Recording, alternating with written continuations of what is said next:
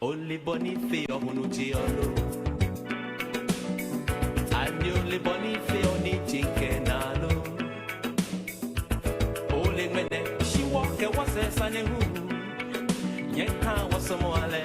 Fair young mode. Jenya Monani.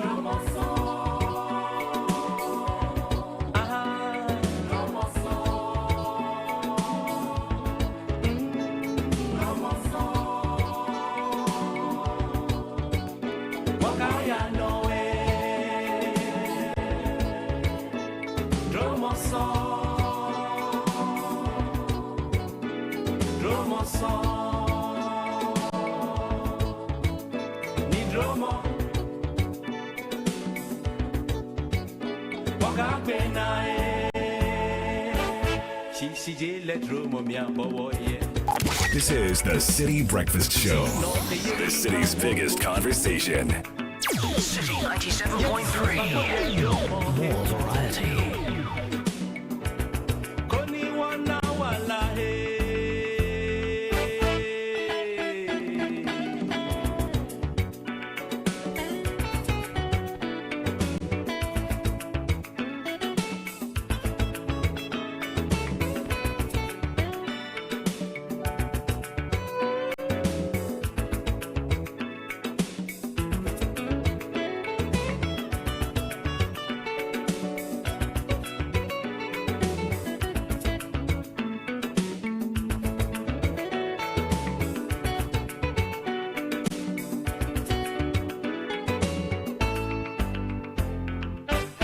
No he wale kasho chichi yeno ko he won.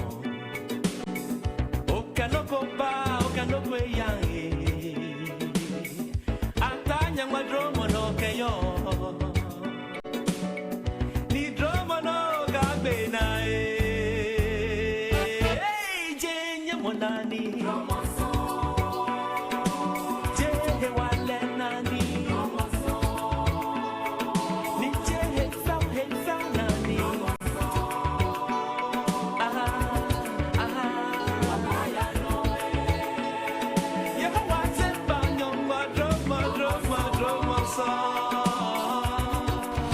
And Dromo is the Ga word for grace. Dromo song. It's only grace. Lots of it. Joyful Incorporated song led by TV Olamte. 26 minutes past 6 on Wednesday.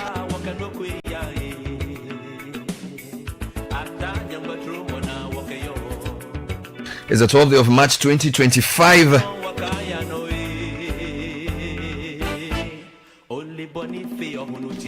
Oh yes. For which of you by taking thought can add 1 cubit to his height? It says take note of what you would eat or what you would drink or what shall we wear. For so do the heathen think. It said seek ye first the kingdom of God, and all these things shall be added unto thee. So there's no point in being anxious. Be anxious for nothing, but in everything through prayer and supplication with thanksgiving, let your request be known to God. So don't be like the unbelieving who are always anxious about what to eat, what to wear, what to drink. Seek ye first. So what you do first determines what God does next. Seek ye first the kingdom of God, and all these things will be added unto you. If there's anything to pursue, it's called grace. Beautiful high life beat. It's part of our heritage on a series. This particular week is a focus on music. Oh yes, Premier Dunyame in a rustic setting, showing us the very true picture of authentic Ghanaian music through the years. Watch out for that after 9 this morning. Before that, we give you some very important discussions, starting off with the headlines in the news, and then we jump into a big debate on the budget, the first of the second coming. Yeah, delivered yesterday in Parliament. 1 hour 50 minutes. What does it mean for you? We'll break it down this morning. Okay. In the meantime, the segment we're entering is called the Newspaper Reviews, brought to you by Fidelity Bank. Every goal deserves a chance to flourish, and with hard work, dedication, and a strong belief in yourself, the seed of greatness is within reach. So trust in the journey. Trust Fidelity Bank. We will be with you every step of the way. Believe with us.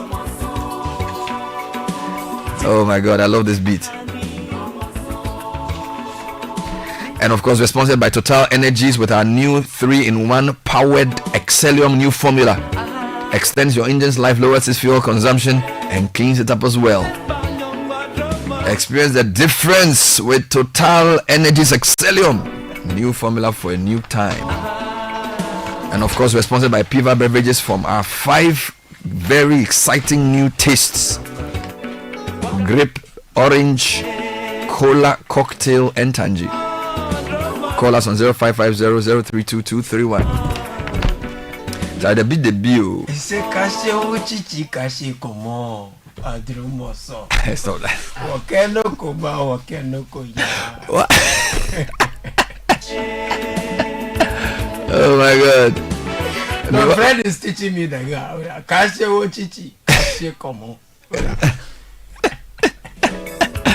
Oh Lord. Caleb will always find a way. Caleb will always find a way. No, it's a beautiful song. It's too much, It's a lovely song, yeah, we'll take a short break. When we come back, we jump into the headlines. It's an interactive show. We want to hear from you. 054-998-6996.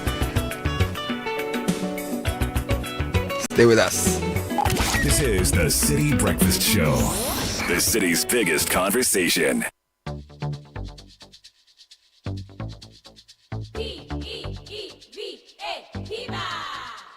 Looking for a burst of flavor in every sip?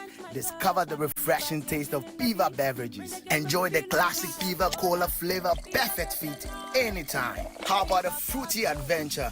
Try our delightful Piva orange fruit drink packed with recognized citrus flavor. Craving something exotic? Our Piva cocktail fruit drink brings the tropics to you. For a sweet and juicy treat, grab our grapefruit drink, and don't miss out on the refreshing Piva tangerine fruit drink, bursting with tangerine flavor. Piva Cola, Piva Orange, Piva Cocktail, Piva Grape, Piva Tangy. Grab yours today. Available now at your local store. Call us on 055-00-322-31. Piva, a taste you love. This advert is FDA approved. P for Piva. Oh, jump on now. Go, the go. Google me. At what time will you come back where I don't hear the sound of your car? Why you buy new car? No, I don't change my car. It be the same ride. It be the fuel way I change. Way one shouts it. Ever since I started using the all-new Excellium Premium Fuel, fortified with 3-in-1 action. Oh, Joe, now my car they run like electric car. No, it's so. This is the type of fuel where they want to. Because now engine they cost. Where they want for way if I buy it, it go protect my engine. And with the small way I buy, I go drive, sir. Absolutely. It's like strapping a turbocharger to your engine and giving it a protector. And what they boss my mind self be the 3-in-1 action, no? Excellium they prevent up to 99% of deposit. It be anti-wear, some be anti-corrosion. Won't pay when I open them. Hey, so where can I find this magical fuel? Just head over to any Total Energy service station and your car will thank you. Hey, then make a finish my go be fast, then rush go Total Energies. My friend, but why your hand my go be inside? I give you info. Make a fill the go be too small. Go, the go. Excellium is designed to protect your car engine, decrease fuel consumption, and lower CO2 emissions. Don't say fuel, say Excellium. Choose Excellium, choose quality.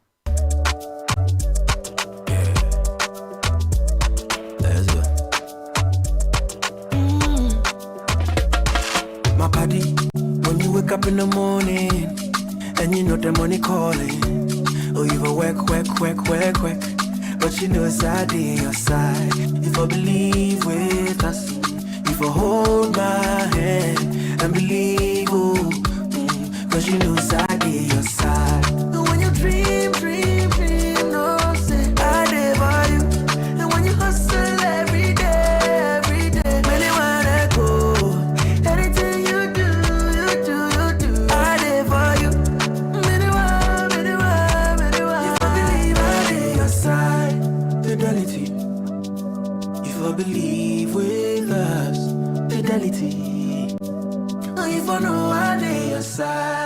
Fidelity. The City Breakfast Show. Rise above the noise.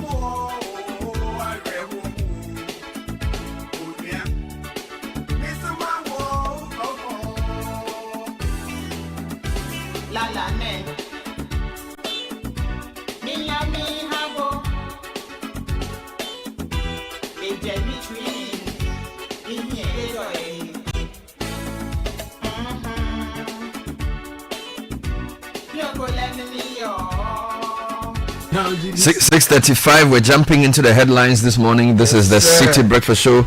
My name is Bernard Avle. I'm here with Caleb Kuda, and this is Rex Jemfi. As part of our Heritage on Air series, don't forget that we have a big festival at the end of the month. It's Back to Your Village, celebrating the best of Ghanaian cuisine. Sir. Breakfast, lunch, and dinner. Snacks all available. 2-day big event at the AMA forecourt. Register now to be a vendor. The numbers are 0558 973 973 or 0205 973 973. I mean, literally tens of thousands of people thronging the venues for the 2 days to sample the best of Ghanaian food and drink. And we urge you to be part of it. All right, so Caleb, let's jump into the headlines. But the Ghanaian Times starts with a beautiful photograph of the finance minister, displaying his proudly made in Ghana bag, where that had the budget bag made by Osman. Okay. Proper bag, Ghanaians are saying they like the made in Ghana bag over the China bag. The bag was made by Osman. Yeah, Osman made it. Yeah. Really nice. Beautiful, yeah. It's really nice bag. Budget 2025. Okay. Government to spend 291 billion Ghana cedis to build more resilient, equitable society. This is finance minister. And budget not inspirational, minority says. And there are some highlights here. 5 taxes scrapped to cushion businesses and their citizenry. Okay. Now, if you go to Chronicle newspaper, Cecilia Dapa first accused ransacked my storeroom. This is Cecilia Dapa first accused ransacked my storeroom. You are rushing. That's first accused ransacked my storeroom. So this is what she said. Yes, this is what she's saying. First accused ransacked my storeroom. Okay. I told necklace, gold jewelry, more And than all those $50 gone and things now. Okay. Atu Forson confirms NPP handed over a robust economy to Mahama, says Amin Adam. I see. So BOG seeking 53 billion Ghana cedi bailout from government. This is Atu Forson once again. Okay. Daily Analyst. So 2025 budget, betting tax, e-levy scrapped. Yay!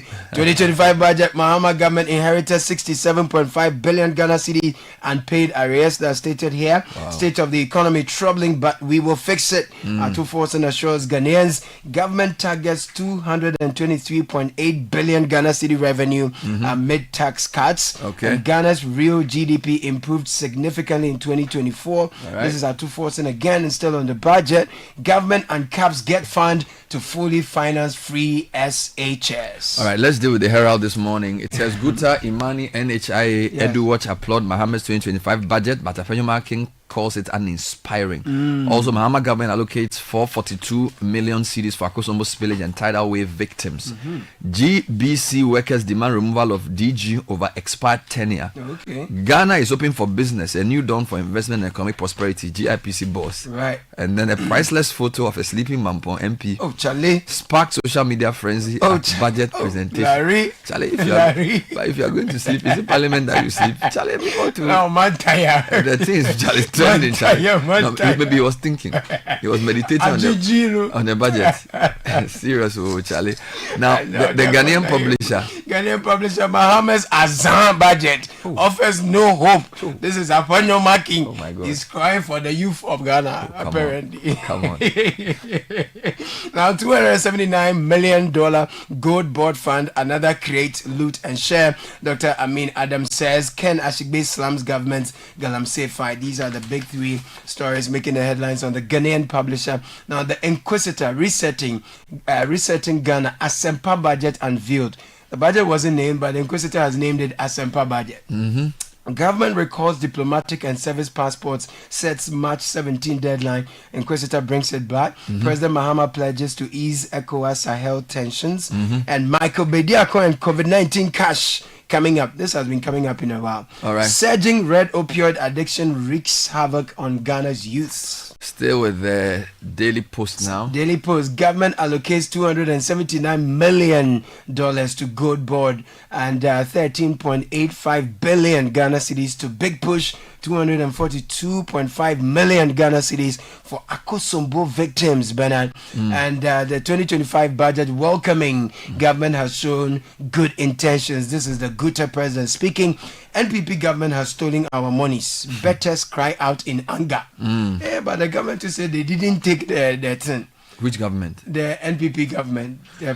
But finance minister you've heard the GRA in 2023 actually tell you that they got 15 million. So maybe I think this was happening. They are using different words. Semantics. Because when we interviewed the GRA, they were very clear that they had raised at least 15 million cedis from the betting tax. And people are also producing receipts of the taxes government. So maybe I don't even know. Let's deal with a few more headlines. So the new publisher, NDC, brings Azan budget, removes 3 taxes and adds 4 new taxes. Samir Oku explains why NPP never collected betting tax. This is the new publisher. And then the Informer, Galamsey fight, no retreat, no surrender. Minister vows, comes with a photograph of Emmanuel Kofi-Boa, Minister for Lands and Natural Resources. Reduce expenditure at presidency. Varsity Dawn edges Mahama. Now, 2025 budget, government scraps e-levy, others promises to uphold fiscal discipline, but IEA opposes betting tax cancellation.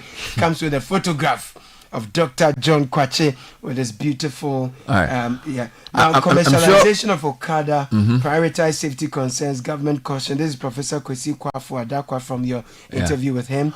And we never collected betting tax 2025 budget. We will clarify that, I'm very sure. Now, let me deal with a few more. The news center this morning is dealing with 4 new taxes, levies imposed, 3 others scrapped while government seeks IMF assistance to review VAT.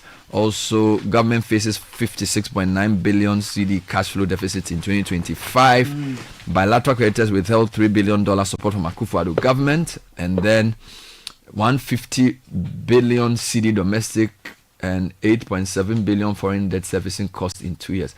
So many numbers for front pages. I'm not sure why these days the head editors and they're even using decimal points. Like, I don't know, just give us an estimate, you know. CNR or Citi Newsroom headline: Government won't use taxpayers' funds to bail out BOG. This is Atu Forsen. Also, rising foreign competition in Ghana's construction sector sparks concerns. Ghana Water Limited to shut down Barikesi Water Treatment Plant for maintenance. And NHI commends Mama for uncapping National Health Insurance Fund. In other headlines, $761,000 was stolen from my storage room. My God. Cecilia Dapa tells court. $1,000. $761,000. That's right. And then reactions to the budget all through, as you read in the newspapers. Now, if I go to Channel 1 News as well, bill to abolish e-levy betting tax to be submitted to Parliament today. All right. Also, Edward says 203 million CD allocation for teacher training allowances, a wasteful expenditure. Meanwhile, Ayariga says Muhammad delivering on promises under 120 days. And then LEAP program, government increases beneficiary households to 400,000, allocates 953 million for 2025. So lots of numbers being thrown out by the papers and the websites. Major Online is also using the same thing. Taxpayers cannot be punching bag after forcing on BOG's 53 billion CD bailout request. He also says bill to scrap e-levy and betting tax to be laid in Parliament today. 5 killed in violent clash between illegal timber loggers in Shefi Ajemedin. And then Guta president welcomes government's intentions as expressed in the new budget. So lots of reactions to the budget. GNA just talks about the tax cuts, and then also highlights the key manifesto promises that manifested in the budget. And then it says economy grew by 5.7% in 2024. So those are the main stories. Where do you want to start from this morning? So center spread, Ghanaian Times, very clean publication here. On the left, budget not inspirational, minority, but majority says it will stabilize economy. And then in the middle, government to spend 291 billion Ghana cedis to build more resilient, equitable society. And then on the right, 5 taxes scrapped to cushion businesses and citizenry. So let me start from the middle. Government to spend 291 billion Ghana cedis to build more resilient and equitable society. Kingsley Asari and Cynthia Asampana are writing that the government has projected to spend 291 billion in the 2025 fiscal year to implement the budget and fund infrastructural projects. Finance Minister Dr. Kasiel Atufosin, who asked Parliament for approval for the budget to spend the amount when he presented the 2025 budget statement and economic policy to the House, said the money would be used to finance the budget and government initiatives. He said government was estimated to raise a total revenue and grants of 222.38 billion Ghana cedis, representing 17.2% of gross domestic product. Ghana numbers. Up from 186.5 billion cedis, or 17.4% of the GDP. Now, the projection is underpinned by non-oil revenue measures, which are expected to yield at least 0.5% of the GDP. Now, 5 taxes have been scrapped. Okay, can you list them? We're excited about it. Now, so 10% withholding tax on winnings from lottery, one as betting tax is gone, 1% electronic transfer levy, e-levy is gone, emission levy on industries and vehicles is gone, value added tax on motor vehicle insurance policy is also gone. Now the rest are the 1.5% withholding tax on winnings of unprocessed gold by small scale miners. Now presenting the 2025 budget statement and economic policy of the government to Parliament in Accra yesterday, Dr. Kasiel Atufosin said as part of government's 120-day social contract, the government pledged to review those taxes to revamp economy and address the hardship citizens were going. Let me give you 2 related stories. So the uncapping of the GET fund and NHIL fund, and indeed statutory funds, is one of the big stories. Abigail Atta reporting on channel1news.com that the government has announced the uncapping of the GET fund and allocated substantial resources to various educational initiatives in this year's budget. Now, he then quotes what the minister said, and then she says by uncapping the GET fund, the government will make an additional 4.1 billion cedis available to the fund specifically for financing free SHS and other related expenditures. In addition, the government has also absorbed the debt service, including interest and principal, from the Dachi bond contracted by the GET fund. This will provide further financial relief and support for educational initiatives. Then we are told that the government also uncapped the NHIL fund, which will also make more money available for the health insurance scheme. Then there's a bill to abolish the taxes you mentioned had been scrapped to be submitted to Parliament today. So the same Abigail Atta reporting now saying the minister has announced that the bills to repeal the taxes that you make reference to, the e-levy, 10% withholding tax on lottery winnings, will be laid before Parliament today, Wednesday, March 12th. So this basically was what the minister said.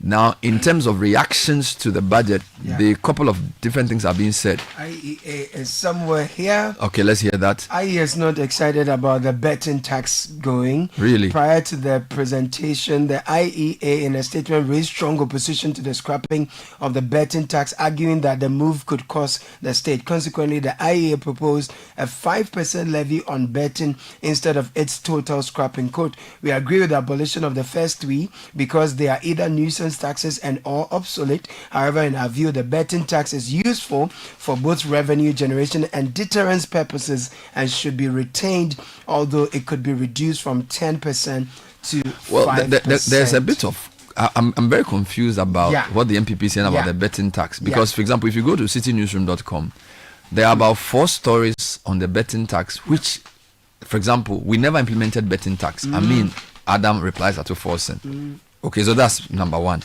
This story was from yesterday, March 11. Now, on the same day, 2025 budget, scrap e-levy betting tax Boakun to Atufosin. So this was before he read the budget. Yes. Gideon Boakun is telling Atufosin to scrap the tax. All right. Now, MPP is saying they didn't implement the tax. Yes. So how do you scrap a tax? So you didn't implement. So is it that the tax is there on paper but it was not implemented? Then, in fact, January 16 this year, Samuel Oku is quoted on the same website. Betting tax was counterproductive. Okay. All right. Okay. And then and then the day before, January 14, Gideon Boakun is also quoted that government plans to abolish e-levy and betting tax violate the IMF program. MPP is confused. So I'm not very sure what you know. So I don't know why the betting tax has become such a big issue. Now the other final one has to do with the VAT. So we are told that there's going to be a committee to review the VAT, which will lead to the removal of the COVID levy, which is one of the 4 components of the way the VAT works. Now I think we should move away from the budget. I wanted to bring you some reactions from the bettors. Okay. Yeah, because they said no problem. Let's go there. But MPP government has stolen our monies. These are bettors crying. Which paper are you reading from? This is Daily Post. Many Ghanaian youth who often earn money through sports betting have taken to social media to accuse the opposition NPP of stealing their money when they were in power. The accusation follows the claim by the former Minister for Finance, Honorable Mohammed Amin Anta, at a press conference yesterday that the NPP never implemented the betting tax when they were in power. He and the other minority MPs said this when they were taking a swipe at the governing NDC after the finance minister presented the budget yesterday. Ladies and gentlemen, betting tax that they said they had abolished, we never collected betting tax. So those who are showing their receipts of the taxes the government there's actually a video of Mr. Jamera, an assistant commissioner of GRA. Yes. That interview was conducted by Fredo, where he was actually talking about how much the government had earned from the betting tax, and this was in 2023. So I'm not sure where this thing is coming from, that there was no implementation of betting tax. Now the other story, I want to move away from the parliament for a bit. There's still more. There still was no inspirational. It was our science. We will deal with all of that during the main show, but I think we need to give people like a broader view. So for example, Cecilia Dapa is in the news. Yeah, I see that here, page 2 of the new publisher. Cecilia Dapa breaks silence in court. Former Minister of Sanitation and Water Resources Cecilia Abena Dapa has testified before the Accra High Court, revealing that her stolen jewelry, valued at $95,000, took her over 35 years to acquire, as well as a significant portion of the money allegedly stolen from her residence had been entrusted to her for safekeeping. Now, for the first time since the trial began, Mrs. Dapa took the witness stand on Tuesday, March 11, 2025, detailing the vast sums allegedly stolen from her residence. She claimed that the accused individuals took $210,000 belonging to a deceased brother, Nana Kwesi, a son, the second, also known as Charles Dapa. She also explained that $210,000 was part of an $800,000 sum entrusted to her for safekeeping by her elder brother, Henry Osei Kwabena, following instructions from their mother after Nana, a son's the second's passing. Now, additionally, she alleged that the $200,000 belonging to Dorcas Redua, a client and relative of her husband, was stolen from her storeroom. Other missing funds included £300,000 belonging to her husband, 300,000 Ghana cedis meant for her late mother's final funeral rites, and 50,000 Ghana cedis of her personal money. Wow. So those details coming up in the court case. Right. Now, I'd like to take you to a couple of stories which have come up and are very interesting indeed. Dansoma residents demand action on free roaming cattle. Kevin Nasima is reporting that residents in parts of Accra are urging authorities to take decisive action against herdsmen who allow their cattle to roam freely in the city. They argue that the unregulated movement of livestock is creating unsanitary conditions, obstructing traffic, and disrupting daily activities. Now, during a visit to Dansoman, several cows were seen loitering around on the street with no headsmen. Residents expressed their frustration to Channel 1 News, calling for stricter enforcement of city bylaws. They are always on the road every morning. There was a day they invaded my house and eased themselves. Oh no. They are also causing a lot of traffic. Ikuanya, a resident of Dansoman, Tunga stated. And then the other complaints. Tunga. Now, the story does not quote city authorities' reactions to this. They basically just quote the complaints of the residents. Now, the municipal assembly, there's no MC yet, right? So there's no MC, so the assembly is not working. I guess, Meanwhile, they've been allocated 100 million to pay assemblymen. They should work. Now, I'm giving you a couple more stories. 24-year-old Momo vendor brutally murdered at Kwadaso. This is again becoming a problem. A 24-year-old mobile money vendor identified as Junior was brutally murdered in his home at Kwadaso Onion Market in Kumasi, leaving the community in shock. The incident occurred Sunday, March 8. Junior, a native of Ejusu Onwe, was well known among his colleagues and friends as a hardworking and diligent individual who worked at the Kumasi race course. An eyewitness said that Junior returned on Saturday with a substantive amount of money, over 200,000 cedis. The witness suspects that the killers may have been motivated by the large sums of money he had in his possession. The police have launched an investigation, but no arrests have been made. This is becoming one too many. That's right. And has to be dealt with. Now, let me come back to you. What do you have for me? 77% of households in Adan practice open defecation. Are you serious? Yeah. 77%? Yes. IOM report. Page 5 of the Inquisitor, the International Organization for Migration, has revealed that 77% of 437 sampled households in the Adan East District engage in open defecation. Now, according to the IOM, these households lack access to pit toilets or latrines, forcing them to resort to open defecation.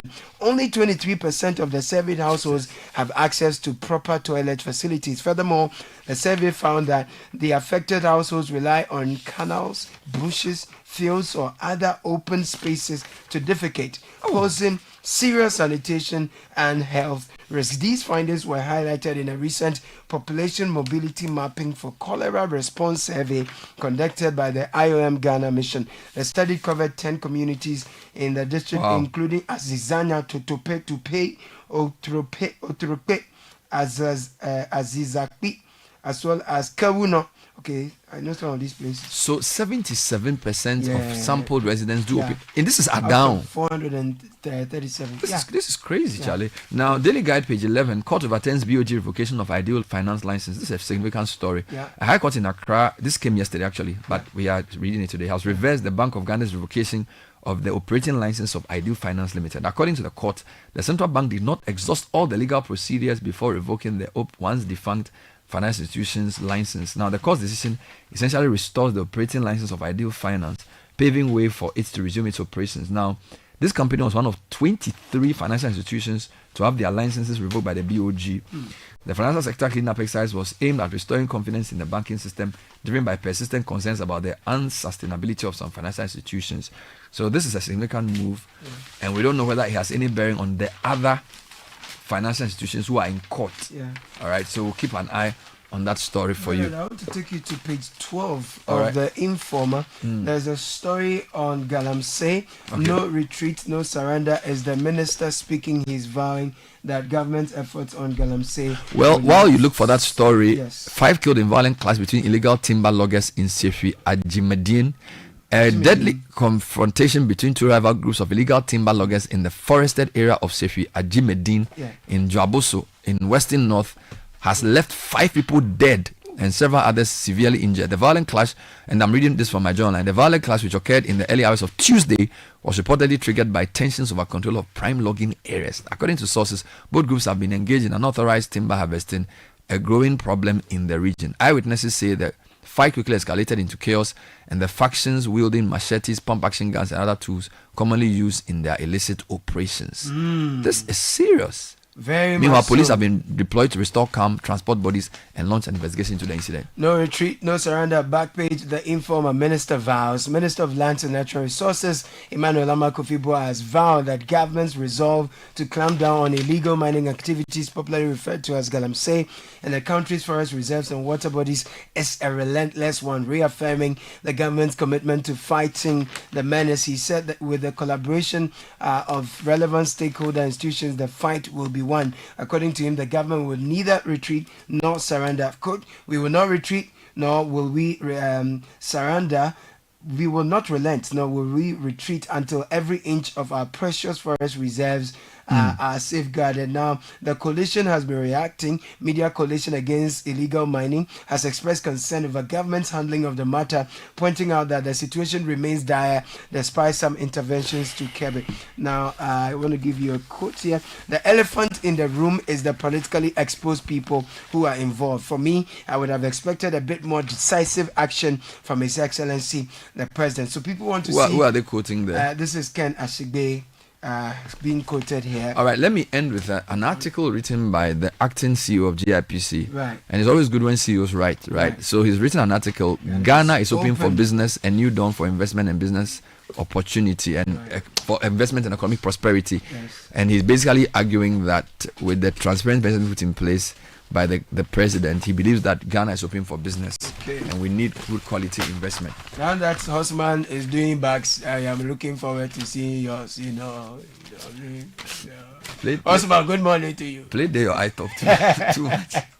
This is the City Breakfast Show, the city's biggest conversation. The City Breakfast Show. Rise above the noise. It's a minute to 7 City Business News with Nashi Caesar, brought to you by EcoBank. Don't be scammed this festive season. Beware of fraudsters as they try to extract information from you, whether it's your PIN number or your OTP or card information or password.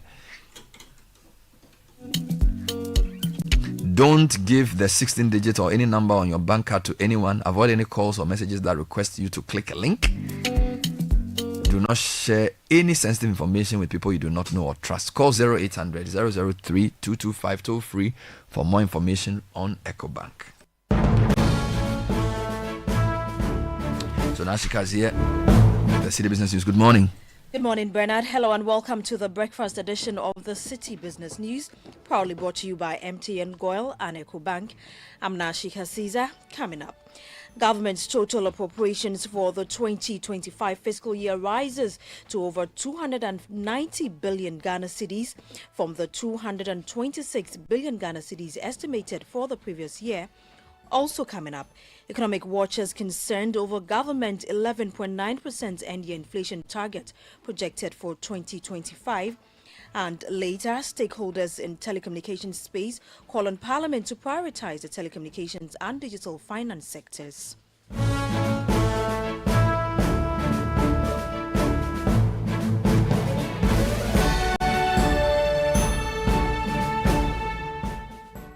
We settle for the details of our stories now. The 2025 budget has finally been presented, with total appropriations for the fiscal year standing at nearly 291 billion Ghana cedis, an increase from the 226.7 billion estimated for the previous year. This comes despite assurances of cutting wasteful expenditure. However, the Finance Minister, Dr. Kasia Tuforsen, insists that a budget is designed to reset the economy, address fiscal challenges, and set Ghana on a path to sustainable growth. Expectations were high for the new administration's first budget, with many looking forward to policies that would ease the cost of living and create jobs. One of the major takeaways is the removal of what has been described as nuisance taxes, including the e-levy, Burton tax, emission levy, and VAT on motor vehicle insurance. Presenting the policy statements to Parliament, Dr. Folson also announced an increase in the growth and sustainability levy on mining companies aimed at capturing more revenue from the sector. Mr. Speaker, whereas global gold prices have seen some significant increase in recent times, Ghana has not been able to take full advantage of the development. Subsequently, Mr. Speaker, we are proposing to increase the growth and sustainability levy from 1% on gross production of mining companies to 3% to enable the nation to have its fair share of the windfall. Mr. Speaker, we also propose to extend the sunset clause to 2028.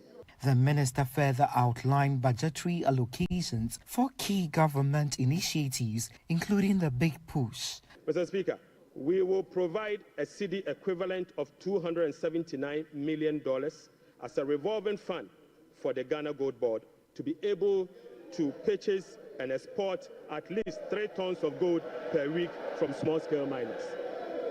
Mr. Speaker, we have allocated 13.85 billion Ghana cedis for Big Push project.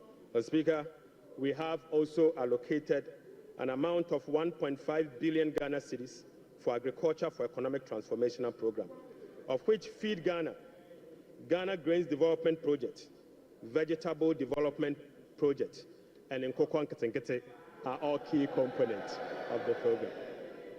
We have also allocated 51.3 million Ghana cedis as seed fund for the establishment of the Women's Development Bank. Additionally, the government plans to reopen the domestic bond market to attract investors and build financial buffers to cushion the economy against external shocks. The government will take steps to reopen the domestic bond market to extend the maturity profile. The reopening will be executed cautiously to establish large-size benchmark bonds that will enhance market liquidity. Right Honourable Speaker, further is to reduce the risk on debt portfolio of government, and we will build cash buffers to support effective implementation of the liability management strategy. Mr. Speaker, this will help smoothing the redemption profile and mitigate refinancing risk associated with debt, with Ghana's debt portfolio. Mr. Speaker, the government in 2025 and the medium term will implement liability management operations to manage the risk embedded in the Eurobond debt profile. You heard of Finance Minister Dr. Cassiel Atuforsen ending the report filed by Emmanuel Opong. Now, economist Professor Patrick Isumin has described the government 2025 end-year inflation target of 11.9% as a little aggressive, citing Ghana's struggle to bring inflation below 23% in 2024. He warns that achieving this target will require significant effort, but believes other macroeconomic goals are within reach. Professor Patrick Isumin has been reacting to the 2025 budget statement presented by the Finance Minister in this interview with Citi Business News. The inflation target of 11.9, it looks a little aggressive. I think, yes, we are currently just over 23%, but you have to understand that we've really struggled throughout 2024. We struggled to reduce the inflation rate beneath the 22 mark. So I think it will take some more aggressive policy. The finance minister said the global fiscal measures as well as monetary measures to try and achieve that purpose. So we wait and see. The gross international reserve target it represents a reduction of what we achieved in 2024. So you get a sense that it will be achievable. So overall, I think with the exception of the inflation target, which we have to work hard to get it, I think the others they look fairly achievable. Professor Patrick Isumin is an economist. Now, away from the budget presentation, the Ghana Chamber of Telecommunications and the Electronic Money Issuers Chamber of Ghana are calling on Parliament to prioritize the telecommunications and digital finance sectors as key drivers of national development. There's more in the following report by Citi Business News' Daniel Sakiti. In a press release issued on Tuesday, the groups notes that Importance must be attached to the Information and Communications Committee and the Finance Committee of Parliament, as their work is crucial to shaping policies that impact digital finance and telecommunications. The Chamber highlights the importance of these sectors in fostering financial inclusion, innovation and economic growth, as telecommunications enables connectivity for businesses, communities and government services. They observe that digital finance is transforming transactions, expanded access to financial services, and driving commerce and entrepreneurship. They further note that for Ghana to fully harness the potential of these industries, the chambers are advocating for progressive policies, investment-friendly regulations, and infrastructure development. Citi Business News' Daniel Sakite with that report. Now, the Association of Ghana Industries, AGI, has expressed disappointment over the government's decision to retain both the Growth and Sustainability Levy and the Special Import Levy. The association has raised concerns after the Finance Minister, Dr. Kasia Latuforsen, in the maiden budget presentation announced an extension of the tax's tenure until 2028. However, speaking to Citi Business News, the Greater Accra Regional Chairman of AGI, Chona Makpelu, revealed the association's plans to engage the government for a review of the extensions. The Growth and Sustainability Levy, for example, which ranges from 1 to 5% of revenue, affecting industry in a big way. And when we've been engaging government all these years about it, they assured us that by the end of this year, this levy, for example, will be gone. But to have it extended to 8 is still a big blow to us. We intend to discuss with the government to see this 2028 date will be reconsidered to ensure that we bring it closer, because we have made plans towards it. If you're taking 1 to 5% of revenue, it's naturally going to affect us in industry, especially in the time that we're expected to create more jobs under the 24-hour economy. We're expected to expand, employ more people. It's important that our revenues are protected. That was a Greater Accra Regional Chairman of AGI, Chona Makpelu, speaking there. Now, concerns are mounting over the increasing presence of foreign competitors in the building and construction industry, with many fearing they overtaking local businesses. Industry stakeholders argue that stricter enforcement of government regulations could help alleviate these concerns. Speaking at the Ghana Institution of Surveyors annual general meeting in Accra, Charles Emisa Kumsin, the managing architect at Multi-Build Consult, stressed the need to protect local businesses within the sector.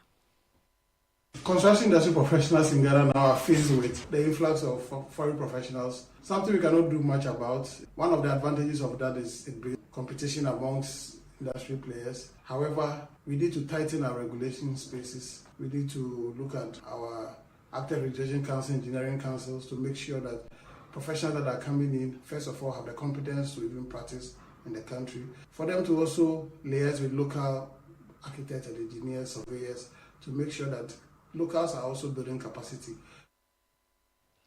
That was a managing architect at Multi-Build Consult, Charles Emisa Kumsin, speaking there. Now let's have a quick market check on the currency board across some forex bureaus. The dollar is going for 15 cedis 70 pesos. The British pound is selling for 19 cedis 80 pesos, while the euro is going for 16 cedis 20 pesos. Remember that these are the rates being offered by the forex bureaus to the public. And that's all for the breakfast edition of the Citi Business News, proudly brought to you by MTN, Goil and EcoBank. I'm Nashika Caesar. Many thanks for your company. Do have a great business day. Every day, people have money emergencies. Ma, I need my school fees. Mommy, chop money. Cratchet, mommy, rent. Emergency. Now, there's a new emergency number in town. More money, challenge and enjoyment. At the top life we got. Dial star 770 hash for money emergencies and chop life. For emergency access to your bank accounts, transfers, utility payments, loans, and more. Dial star 770 hash. Bank on the go even without data with EcoBank's short code for digital banking. EcoBank, the Pan-African Bank.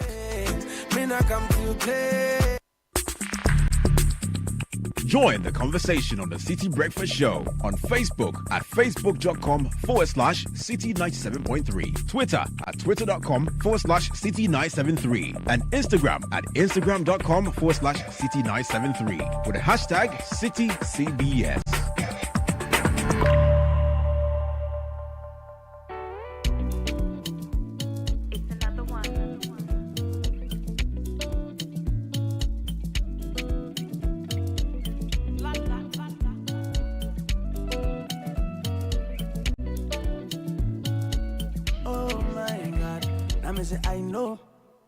I know, you do me bad, then you know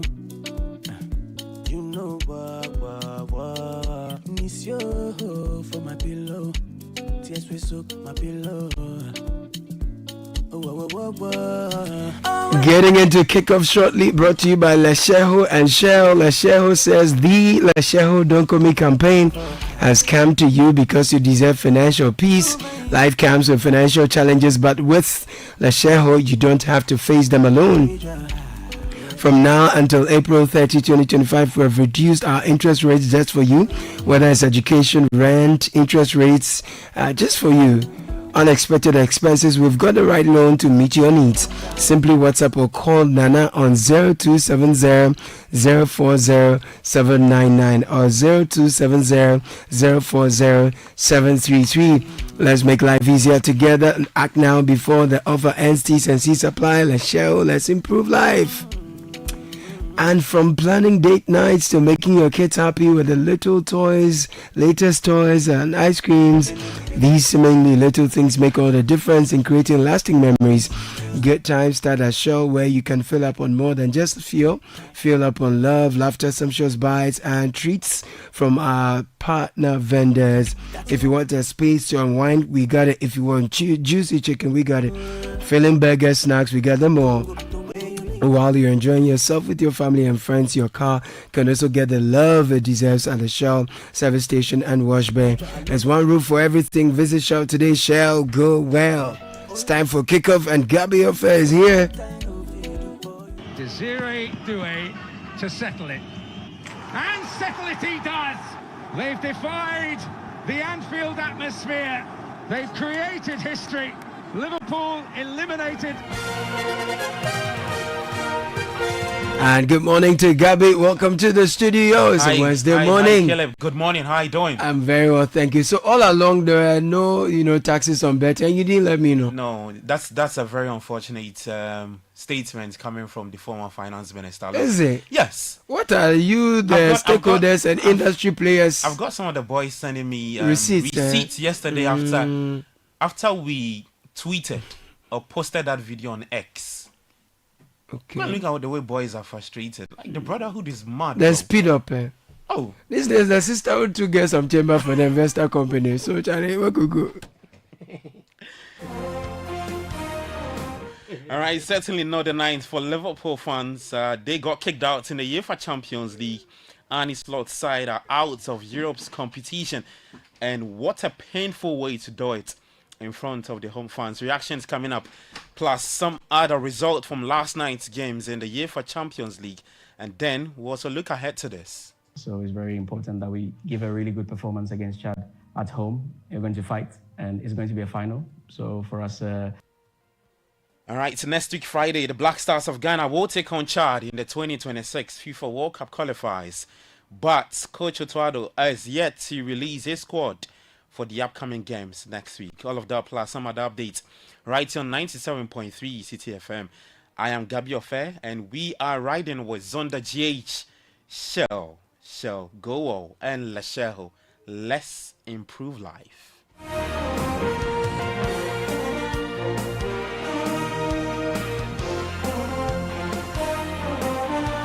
All right, so let's start off with the 2026 FIFA World Cup qualifiers. The Black Stars, their coach Otuado is set to announce his squad for the upcoming qualifiers against Chad and Madagascar by the end of this week.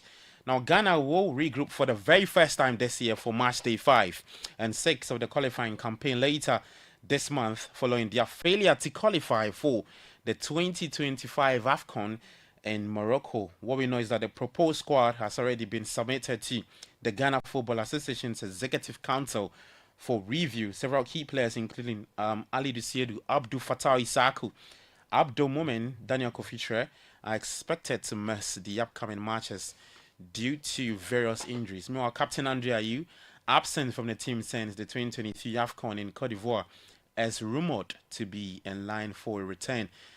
Currently second in Group I, Ghana will host Chad at the Accra Sports Stadium on March 21. That's on Friday. Game will kick off at 7 p.m. before travelling to Morocco to face Madagascar on Monday, March 24. Meanwhile, assistant coach for the team, Desmond Affair, says it was a painful one to take when the Black Stars failed to qualify for the 2025 AFCON, but says the game against Chad will be like a final. As we all know, it was a very painful moment for us not to qualify for the AFCON this year in Morocco. But we've learned a lot. We've learned a lot from the mistakes on and off the pitch, and we feel like we are very hungry to try and rectify the situation. And once again, it's through hard work and through working together. And so we are willing to work really hard to rectify those mistakes. First and foremost, I think we have to look at ourselves first, because we have enough quality in the squad to make sure that we perform on the day.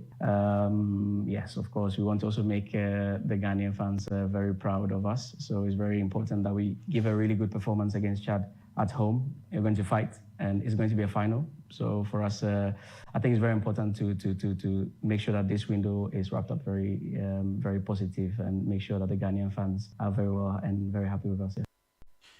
This one of us, Black Stars assistant coach, speaking ahead of the two games against Chad and Madagascar in the 2026 FIFA World Cup qualifiers. That game it's next week, so we'll keep you posted. Well, let's take you to Parliament, and Finance Minister Dr. Atufosin yesterday in Parliament announced the elimination of the 10% betting tax, citing the affiliate to meet revenue expectations and their contribution to Ghana's cost of living crisis. Now, the decision follows widespread calls from football fans and bettors who argued that the betting tax significantly reduced their winnings, leaving them with little to no profit. Mr. Speaker, we will abolish the 10% withholding tax on winning from lottery, otherwise known as the betting tax. Mr. Speaker, we will abolish the electronic transfer levy, e-levy, of 1%.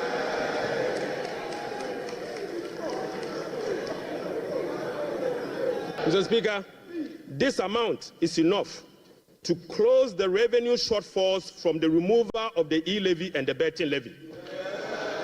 Mr. Speaker, the e-levy would have accrued 1.9 billion Ghana cedis, and the betting tax would have accrued 180 million. The two put together is just above 2 billion Ghana cedis. All right, so reacting to that, it's former Finance Minister Amin Adam refuting claims that the previous administration enforced the 10% betting tax on sports winnings. Betting tax that they said they have abolished. We never collected betting tax. We never implement the betting tax. So to come and tell Ghanaians that you have abolished something that was not implemented is to deceive the people of Ghana. All right, so that's our former Finance Minister Amin Adams, his reaction to Dr. Atufosin's statement in Parliament yesterday.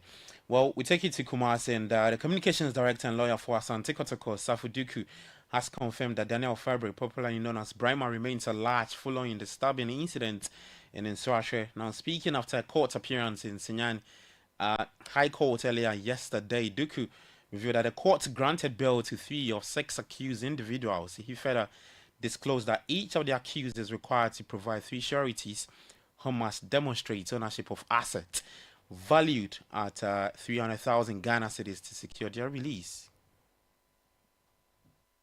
The second case was called. If I say the second case, I'm referring to the case involving the 6 accused persons, out of which 1 is still at large on the run. The man referred to as Daniel Fabre, popularly known as Brahma or Rasta or Ashi. That is the second case I'm referring to. And the business for the day in court was for the court to give its ruling in respect of the 2 motion applications or 2 bail applications which were moved at the last sitting by lawyers for the first, second, and the six accused persons. So the long and short of it is that the court has granted the 3 accused persons in the second case bail. And the conditions are that 3 persons each should stand for them as sureties. That is 1 person, 3 sureties, with a bail sum of 300,000 each. And then each of the sureties must justify or must show justification. All right, so that's Communications Director for Kumasi Asante Kotoko Safuduku speaking to City Sports. Now, away from Kumasi, let's take you to Anfield in the UEFA Champions League last night, and Liverpool's Champions League ambitions were ended after they lost some penalties to Paris Saint-Germain after a night of drama just in front of their home fans. PSG clawed back after 1-0 deficit from the first leg at home and went on to win the game on penalties. We hear from the 2 managers. First off, PSG's Luis Enrique, and then Arne Slot of Liverpool. Well, it doesn't matter. That is not important. I think both of the teams deserve to go to the next phase. We overcome them in Paris. They played, I think, better than us here. But I think my team show here in Anfield, in a special place, a special stadium, great personality, great character. We try to play our best, but it was very difficult because they are so intense and the atmosphere was great. But I think any of the both teams deserve to. How do you sum it up? I think it was the best game of football where I was ever involved in. Incredible performance, especially if you compare it with last week. First 20-25 minutes, we just were all over them. Created chance after chance. And all of a sudden we were 1-0 down. So probably was almost the opposite. The luck we had last week, we ran out of luck after last week. Maybe that was it because the margins were so small tonight. All right, so that's the 2 managers. First off, PSG's Luis Enrique, and then Arne Slot of Liverpool. To Spain, and teenager Lamine Yamal was once again in the star of the show as Barcelona beats Benfica to progress to the quarterfinals. The 17-year-old provided a brilliant assist for Rafinha to open the scoring before topping that with a stunning strike to put Barca 2-1 ahead on the night and 3-1 on aggregate. We hear from Barca's Frankie de Jong. A really strong performance tonight. You must be very satisfied. Yeah, happy to go into the quarterfinals. Good win at home against a strong team, so satisfied. It does feel like, looking at from the outside, a lot of players in this Barcelona team, if not all of you, are really reaching your peak at the moment. Everyone seems to be playing extremely well. Do you feel that? I feel we're in a good moment of the season. I think we're winning games in a row. We're playing good football. So hopefully we can keep going like that and even improve a bit. That's what we will try to do, and then let's see where it gets us. Alright, so that's Barcelona's Frankie de Jong speaking there. Well, Harry Kane made history as Bayern Munich confirmed their place in the quarterfinals with victory against Bayer Leverkusen. It was Harry Kane's 10th in Europe this season, more than any other English player has scored in a single campaign in the competition's history. Inter Milan also progressed after beating Feyenoord at the San Siro Stadium.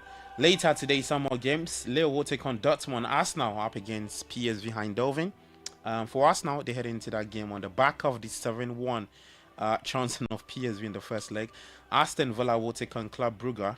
And then the game to look out for tonight is at the Wanda Metropolitano. It's Atletico Madrid v Real Madrid. And Real do have a 2-1 lead from the first leg. There's more later at 5 p.m. But taking into United, and they have confirmed plans to leave Old Trafford and move to a new 100,000-seater stadium. Now, the new stadium, which will be the largest in the UK, will be built on club-owned land adjacent to Old Trafford, with architect Lord Norman Foster saying it will take 5 years to construct. United have spent the last 115 years at Old Trafford, which currently holds nearly 74,000 spectators, and are expected to continue to play at Old Trafford while the new stadium is built. So, big news for Manchester United fans. That's the very latest in the world of sports. In the meantime, you can head to City Sports online.com, and on X you can find us at City Sports JJ. I am Gabi Ofe. Kickoff was proudly brought to you by Zonda GH, Shell Go, and Leshell. Let's improve life. Enjoy the rest of your day. Do take care of yourself, and bye-bye.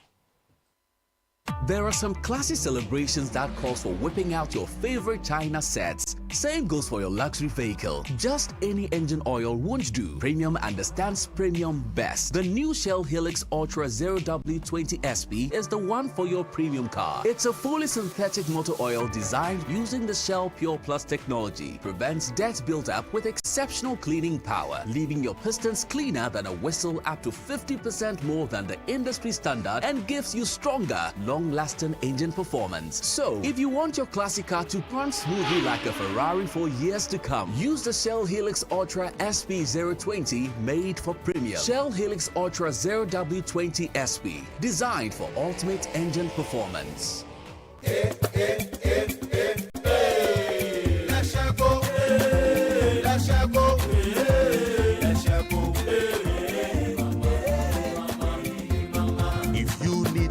Services, innovative financial solutions. We deliver on our promise, cause we are number one. Let's share go, we improve your life. Let's share go,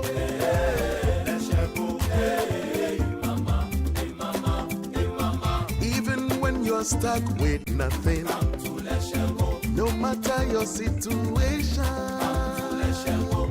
Let's share go, we improve your life. Let's share go, let's share go, let's share go, hey mama, hey mama, hey mama. Let's share go, we improve your life.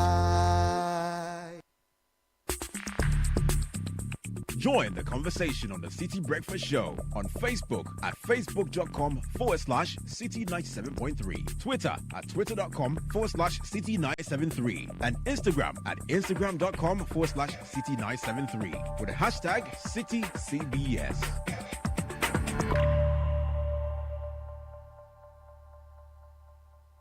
You are starting life, you want financial freedom. You know where to go for your child's education, financial freedom. We got solutions just for you. For your retirement plan, employee wellness and benefits. Old Mutual, your preferred insurer. Old Mutual is the best. What are you waiting for? Come and join us. Call us on 030-7600. Old Mutual. Do great things every day. Do great things every day. Do great things every day. He's here, uncle. Oi, you man, look at you. All grown up, innit? So good to see you, fam. I miss you so much. So good to be back home, bruv, innit? I can see a lot has changed, mate. Home sweet home, innit? Sit down and let me serve you something delicious. The food is looking good, fam. Of course, some things never change. Just like how Gino tomato mix still gives my food that rich color and unique natural taste every time. Hey, sister. Papupun sanwan kasa. Just like I remember. Inquire. Jollof ne die. Jaika. Eye danka sankasa. Hey, ente dwane na ma ukasa na sisa sisi. Say Gino die. Efie ni fie. This advert is FDA approved. Gasaba. Smoke from firewood and charcoal is harmful and as damaging to our lungs as cigarettes. It can cause heart diseases leading to stroke and may even affect our eyesight in the long run. Grandmothers, mothers, sisters, wives, men, caterers, and everyone still cooking with charcoal, let's switch to LPG gas. The National Petroleum Authority has introduced the cylinder recirculation model in collaboration with local partners to make gas more accessible in all local communities. Whether you own a cylinder or not, join our CRM initiative. Simply show up at any exchange point near you with a small down payment to receive a filled cylinder or swap your empty one. Regular safety checks will be in place. Say Ebisa Musemo gas. Afedia Gasaba. Switch from firewood and charcoal to gas for a better and healthier life. This message is brought to you by the National Petroleum Authority and the Ministry of Energy. Where do your hopes and dreams take flight? The money you've earned, the future shining bright. At Petra, we're not just here for your retirement plan. We are here for the life you've imagined and then some. From your child's education to your dream home's door, we'll help you achieve what you're striving for. Petra is here, steady and strong. Your wealth in safe hands, where it belongs. With investments that grow at rates that compete, we build your future with every heartbeat. That's Petra, your partner. Come joy or strife, guiding you toward the dreams that define your life. For your pensions, investments, loans, and more, visit our website at petraonline.com or call 0242 435037. Petra, achieve more. Join the conversation on the City Breakfast Show on Facebook at facebook.com/City97.3, Twitter at twitter.com/City973, and Instagram at instagram.com/City973 with the hashtag CityCBS.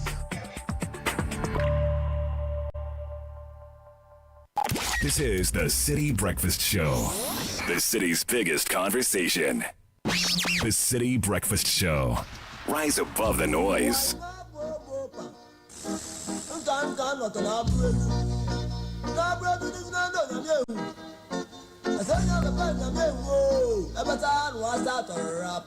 wanna watch the one and the woman was the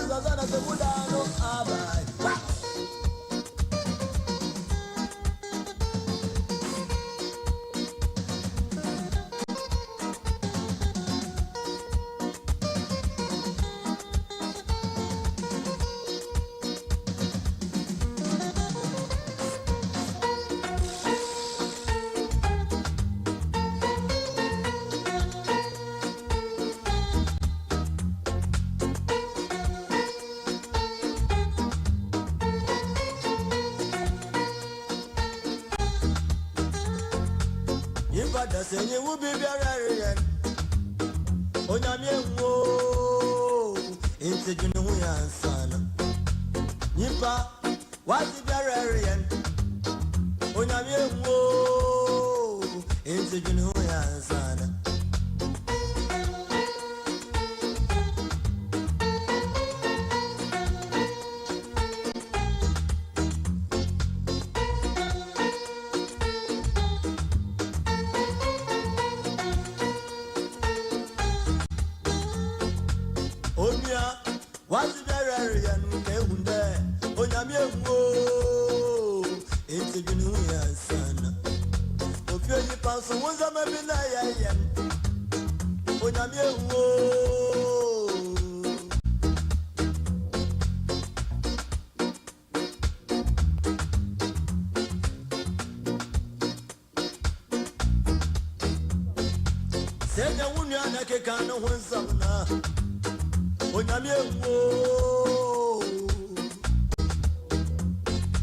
.35 City Breakfast Show.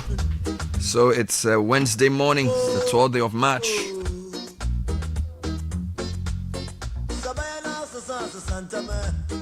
Well, different groups have welcomed the budget. Guta have spoken, the AGI, as well as the EduWatch, all giving some positive feedback on the budget.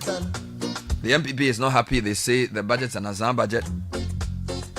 So what are your own reflections on the budget after you heard it yesterday?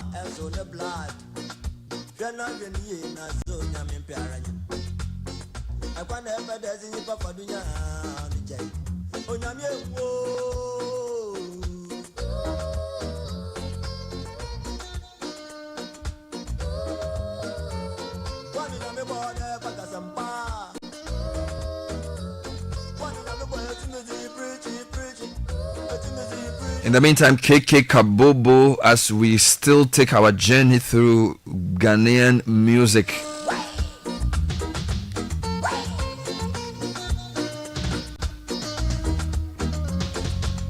Meanwhile, quick message, Mr. Malik Kojo Jemfiando, I'm so grateful for the adventures we've had, the memories we've made, and the love we share. Happy birthday, my dear husband, from your wife, Dr. Mrs. Juliana Akushika Ando, and your children. We love you. All right, so quite a number of different people have been interviewed on the budget as it was read. We've heard from the MPP who say it's an Azar budget. The majority obviously believe it's a good budget. They say it's a Sempa budget. The Herald has interviewed or picked up various reactions to the budget, where they have quoted, for example, Dr. Joseph Obeng, who acknowledged the finance minister's promise to engage stakeholders in shaping the VAT reforms and expressed hope that the reforms will bring positive change to businesses. So this is obviously, in fact, let me start from the back. It says the government has shown good intentions already, and it is welcome news for us.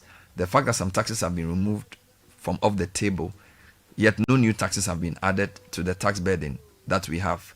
So in that case, the government has shown very good intentions towards Ghanaians. This is just Obeng. Then they quote Franklin Kujo: the budget was straightforward, well presented, and without unnecessary jargon. You don't need too many words, so it's a breath of fresh air. Then they quoted Kofi Asare of Africa Education Watch, who also said that the allocation for education was, okay, here it is. The executive director of Africa Education Watch, Kofi Asare, described the government's allocation to the education sector in 2025 as both significant and unprecedented. Asare highlighted key commitments that demonstrate the government's focus on improving education in Ghana. And then don't forget, he had asked for the uncapping of the GET Fund, which the government did. So it seems as if the GUTA and the AGI have been listened to. The education guys have been listened to as well. And a lot of people are very happy with the budget. Yes, but I have questions for you. Me? Yeah, even before you also have questions for others. Don't you think I should finish asking the questions before I start answering them? No. Because if I have the answers, why should I be asking the questions? if I have the answers, I can't be asking the questions. Because in the end, my question always remains one. You know, from last year to this year till I am convinced otherwise. Where is the money coming from? Well, today I'll be interviewing the Deputy Minister of Finance. He's been nominated and yet to be confirmed. Confirmed, yes. But he will answer that question. But it's in the budget. There's so you don't get to the question I asked. He will answer that question. So you, yes, as somebody with knowledge of budgets, after you looked at the document, you sat down and said, okay, it's a good budget like everybody else. It doesn't have jargons. Money is going here. Where is the money coming from? Were you able to get a picture of that? So I have listened to the budget. I just read portions of the 70-something page presentation. Usually before you can make a definite analysis of a budget, you need to look at the lines well. Okay. So I have a certain idea of what they want to do, but I don't think it's good to put me in a position to start asking where the money is going to come from. No, of course, it's not a question so for you. I see, the reason why it's always good to answer that question is we, the consumers, are the ones who end up answering that question. No. So that question I will ask the Minister of Finance and his people. What I heard them say though was that they said that there was a tax refund account which they believe was mismanaged over the past 8 years. Okay. Which they believe if they reduce the threshold off, they will make enough savings to offset the amount of money that they would have lost from the tax relief they are given. Okay. So they believe that they will get more money from that tax refund account if they use it well. Okay. And then they also said that they will cut down on expenditure. And if you look at the expenditure measures, they did mention some specific things they will cut. Okay. All the government programs that MPP introduced, like the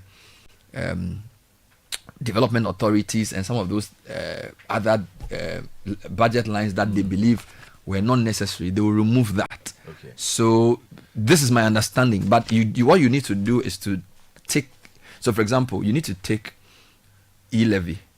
How much was gotten 2024, 2023? What would have been gotten in 2025? Yeah. Take the other taxes that were imposed and removed. Then you calculate how much money we would lose and compare that to how much money we are going to gain from where they say they'll get the money. Then you come to that conclusion. Okay. But this, to be honest, this is work that technical people do. Ministry of Finance, with all these guys.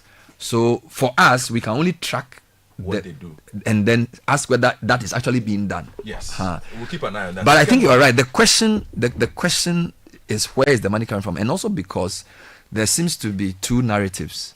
Yes. The narrative of the economy is in a very difficult situation, and yet we are going to do this, that. Yeah. Okay, so the bridge between we've inherited a terrible economy, and yet we're going to do more for free SHS, we're going to do more for this, so of course they will show you how they'll do it. Yes. Which is, I think that's the main question for the budget. Yes. How are you going to translate or move from a difficult situation to the kinds of relief you are promising within a year? I think that's the question that has to be answered. Spend money too.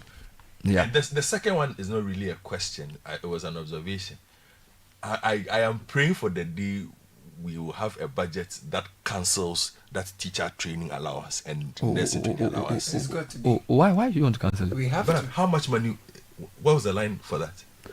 It's mentioned here. What does it do? What purpose does it serve? 261, I think. It's basically a bribe to voters. Oh no! But when you were in Legon, when you were in Legon, when you get in student loan? No. But the student loan now, if you apply for student loan now, you won't get up to 1,000 cedis. No. So are you saying that you disagree? I disagree. Explain its replicant principle anywhere else for me. In the form that we run it. You are giving teacher trainings and nursing trainings relief. From what? The hardships of life.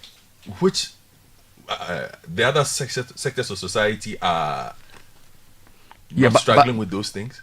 Again, they are an identifiable group. They are an identifiable group. They are an identified voting bloc.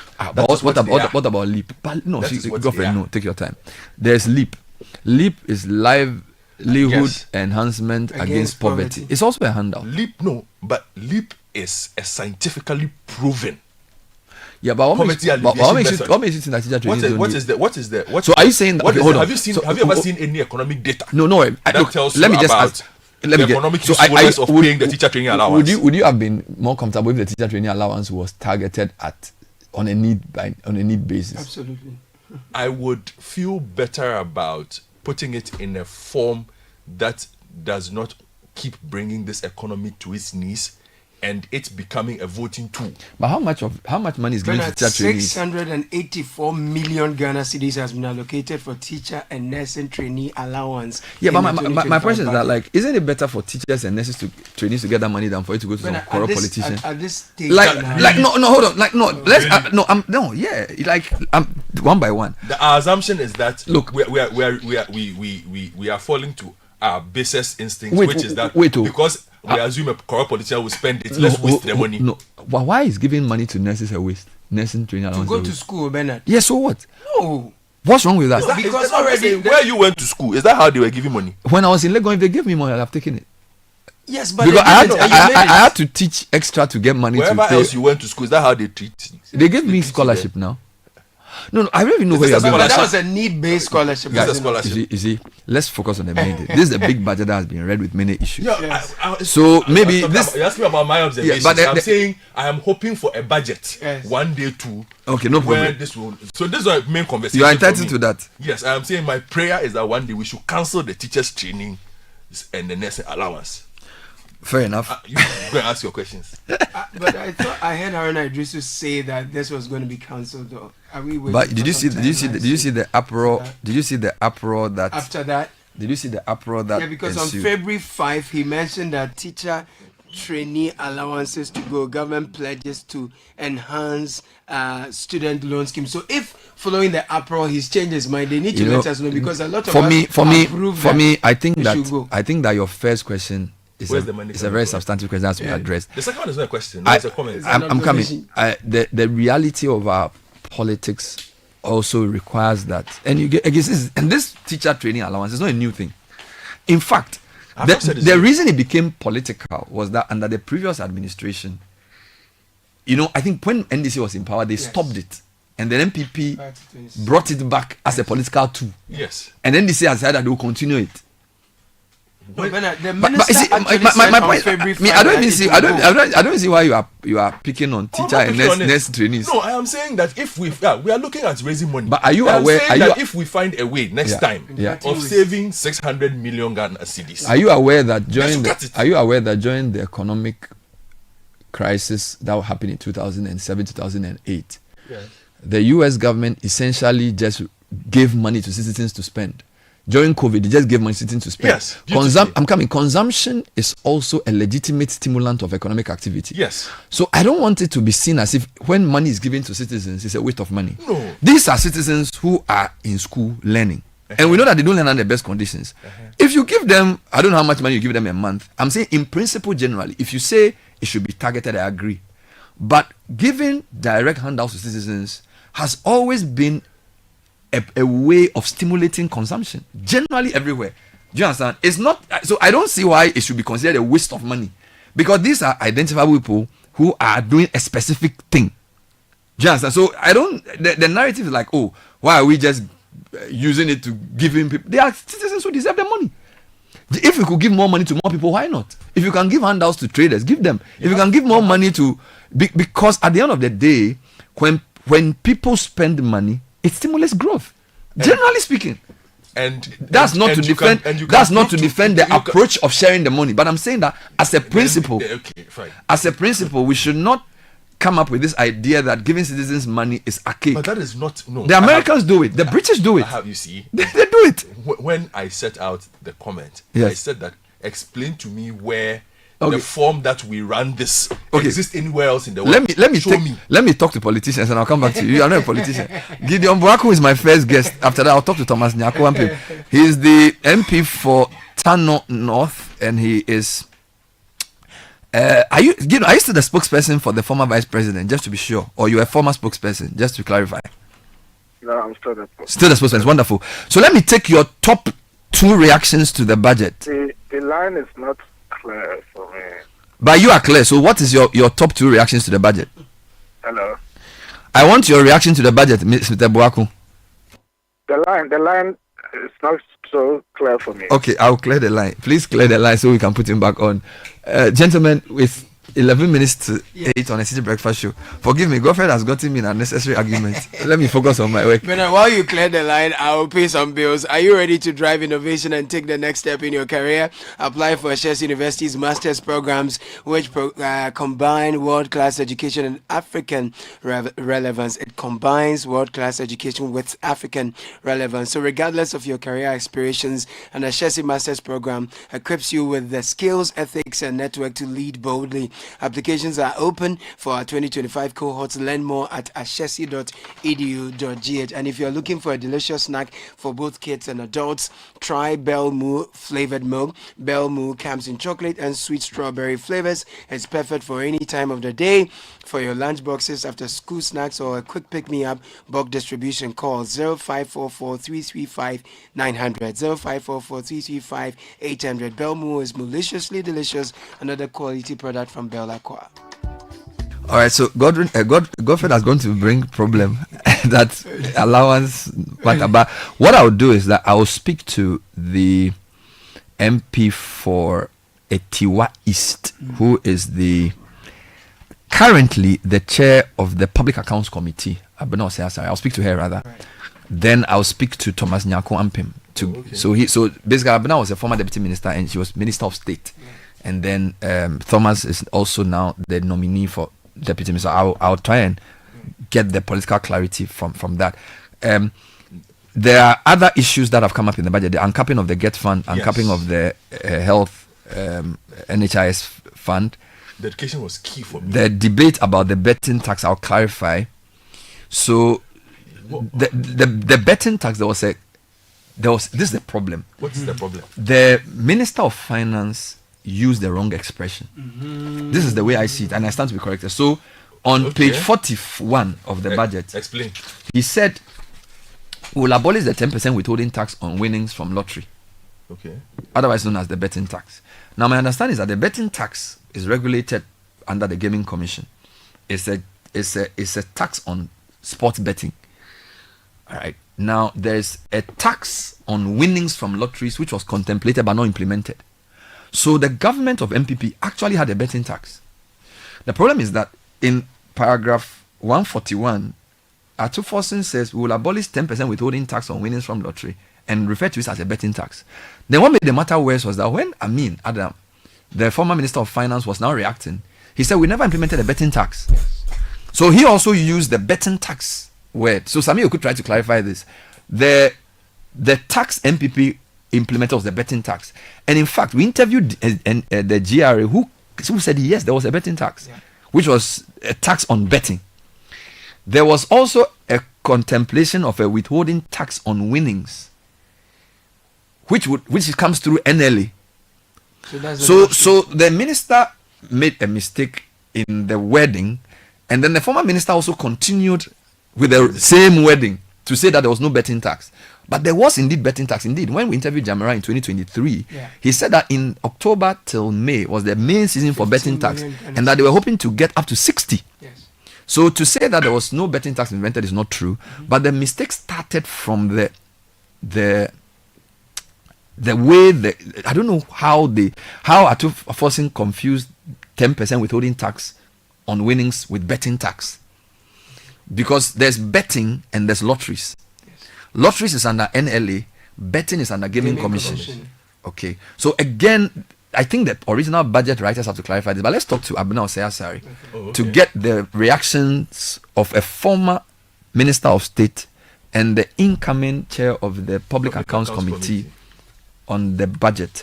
Good morning, Honorable Abena Osei-Asare. Good morning, Bernard. I suspect good morning to your listeners as well. I suspect you are the first female to head the Public Accounts Committee, so congratulations are in order. Thank you. Wonderful. Let's come to the budget. As you start listening to your colleague Atuforsen, what were your main reactions as a former finance deputy and minister of state listening to him? What were your main, maybe top 2 or 3 reactions to the budget?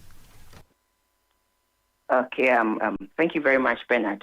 Bernard, in the first days, I had certain expectations, and one, for them to deliver on their word as to the taxes that they were going to abolish, and 2, to also make sure that the outstanding infrastructure projects are well funded, or there's a plan to complete these projects, because it's a public finance, public funds that we have invested in these projects. And also 3, to make sure that 1, the confidence that the economy has regained is sustained, and make sure that we provide that enabling environment for the private sector to do all the heavy lifting, so that we can lift most of government expenditure and give it to the private sector, especially when it comes to employment. When you look at the employment and the compensations budget alone, it tells you how much government is spending on less than 1 million employees. So I was hoping that we will create that enabling environment for the private sector to lift that burden of government. But to be honest with you, I did not see those things in the budget. 1, yes, they did take out certain taxes, or they are planning on bringing the amendment to Parliament for certain taxes to be abolished. He mentioned the COVID levy. He mentioned the e-levy. But what they are replacing it with is not sustainable. The e-levy and the COVID levy alone, when you look in their budget, gave Ghana 4.7 billion in 2024. And then here you are providing a revenue handle that is giving a replacement that is giving 3.8 billion. And even that is not sustainable. That replacement is not sustainable. So that if you are taking these tax handles that provide us with a substantial amount of revenue, you should also bring in something that is sustainable, something that is reliable, that consistently you can be able to take in some money to help build the nation. And 2, I also, like I said, I also didn't see any funding being allocated to the Agenda 111. Bernard, these are public financing that we have invested in these projects. And so we are not saying that in one financial year complete all the Agenda 111 projects. That is not possible. But at least come up with a plan that will tell us that in 2025, I am committing 100, 200 million to completing 1 or 2 or 3 or 4. We did not see anything like that. But rather, we saw, government taking out all the annual budget funding amounts, that's the oil revenue, and putting it into the big push. The big push was given about 13.7 billion Ghana cedis. They claim it's a $10 billion project, and you have begun with just 800 million. Within 4 years, how are they going to fulfill this promise? So I see much like plenty talk, but the actual funding or the thing to back this talk to make it a reality is not there. So you made reference to two things, that you didn't see enough relief for the private sector, and then you're talking about the Ajanawa one. What if they say to you that the private sector will benefit from at least 4 tax reliefs, which you yourself mentioned, and in fact, before the budget, a lot of your colleagues were saying the government should stick to its promise of removing taxes and not introduce any new tax. And with the exception of the Ghana growth levy, which was adjusted for extractive companies, you can say that no new taxes were introduced. So generally speaking, they can argue that they have not worsened the condition for private sector. Bernard, you mentioned the extractive industry. Go and check that tax handle, what it gave Ghana in 2024. We were hoping to collect about 1.1 billion in that area, but we were only able to raise 821 million Ghana cedis, telling you that they are even struggling to pay the 1%, let alone add 200 basis points more, 3%. They are struggling to pay the 1%. So that if you increase it to 3%, you are for them. So you cannot say that, and they haven't introduced it. And Bernard, also with the same growth and sustainability levy, the sunset clause was that it was going to end in 2025, but now it's been extended to 2028. So no one can tell us that they did not introduce any new taxes. What we are saying is that, look here, you want to cut or reduce expenditure drastically. Let the private sector help you. And in letting the private sector help you, put in incentives that will help them to come on board so that they will do the heavy lifting. And government, based on the revenues that they raise, they can live within their means. Now we have financing of about 56 billion Ghana cedis. If you had pushed some of the benefits to the private sector, clearly the government would have, reduce expenditure drastically in the long term or in the medium term. But we did not see anything like that. So all we are saying is that we have invested so much in infrastructure. Let us not waste it. Well, they said that they were going to cut some. I was happy when they said they were going to partner the private sector to have this thing done, do a PPP. But there was no mention of that in the budget. So clearly, it's just mere talk, because the policy to back the talk is absent. I was happy when they said they were going to partner the private sector, but we haven't seen anything like that in the budget. And the budget is the policy statement of this government for 2025. The other thing I heard the Minister of Finance say was that the tax refund account would be recalibrated, and that the savings made there would be enough to offset the lost revenue from the tax cuts. And that is what I just mentioned to you, that is 3.8 billion Ghana cedis. The lost revenue from the budget that was presented yesterday, the actual figures that we got for COVID-19 levy and e-levy is 4.7 billion Ghana cedis. You go to Appendix 2C, you see it there. 4.7 billion Ghana cedis. So that if you tell us that you have raised in 3.8 million, what happens to almost $1 billion? So there's a shortfall. And no, but the COVID hasn't gone yet. The COVID hasn't gone yet because on the COVID, because the COVID is part of the VAT, he's saying that for the VAT, they would need a team to recalibrate the whole VAT, after which the COVID 1% will go. So the money will still be coming. But eventually, it will happen. What I'm saying is that let's get a more sustainable way of replacing these taxes. That's all I'm saying. So that in the end, you don't create a huge gap and then increase your deficit. Because we are all concerned. This is our nation, and we have to make sure we all help to put things right. So what I'm saying is that let us get a sustainable revenue handle so that consistently you know that as I am taking this off, I am replacing it with this or that. And I also saw that they want to use efficient tax administrative measures to also increase revenue. That is a good idea, but I hope it will not be mere talk, that we will put, our feet to the ground and make sure it happens and rake in all the informal sector people who are making so much money but are not on the tax net.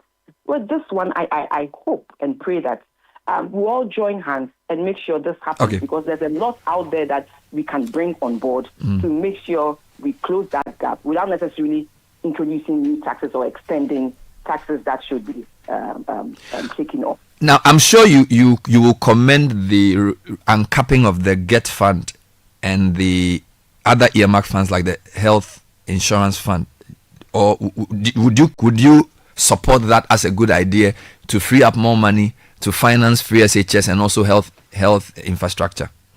Bernard, when I always say that it's because maybe we haven't explained very well what we use the capped revenue for. The capped revenue, which is also part of public funds, is put in the consolidated fund and then used to also fund other equally important things. Consistently, we use the capped revenue to support goods and services of the government. We also use some of the part of the cap revenue to pay for compensation. So it's not like we cap it and then we don't know what we use it for. We put it back in the consolidated fund and then use it for other equally important things. So it's neither here nor there. All we are saying is that whatever monies that are given to them, if they use it efficiently, they will see results.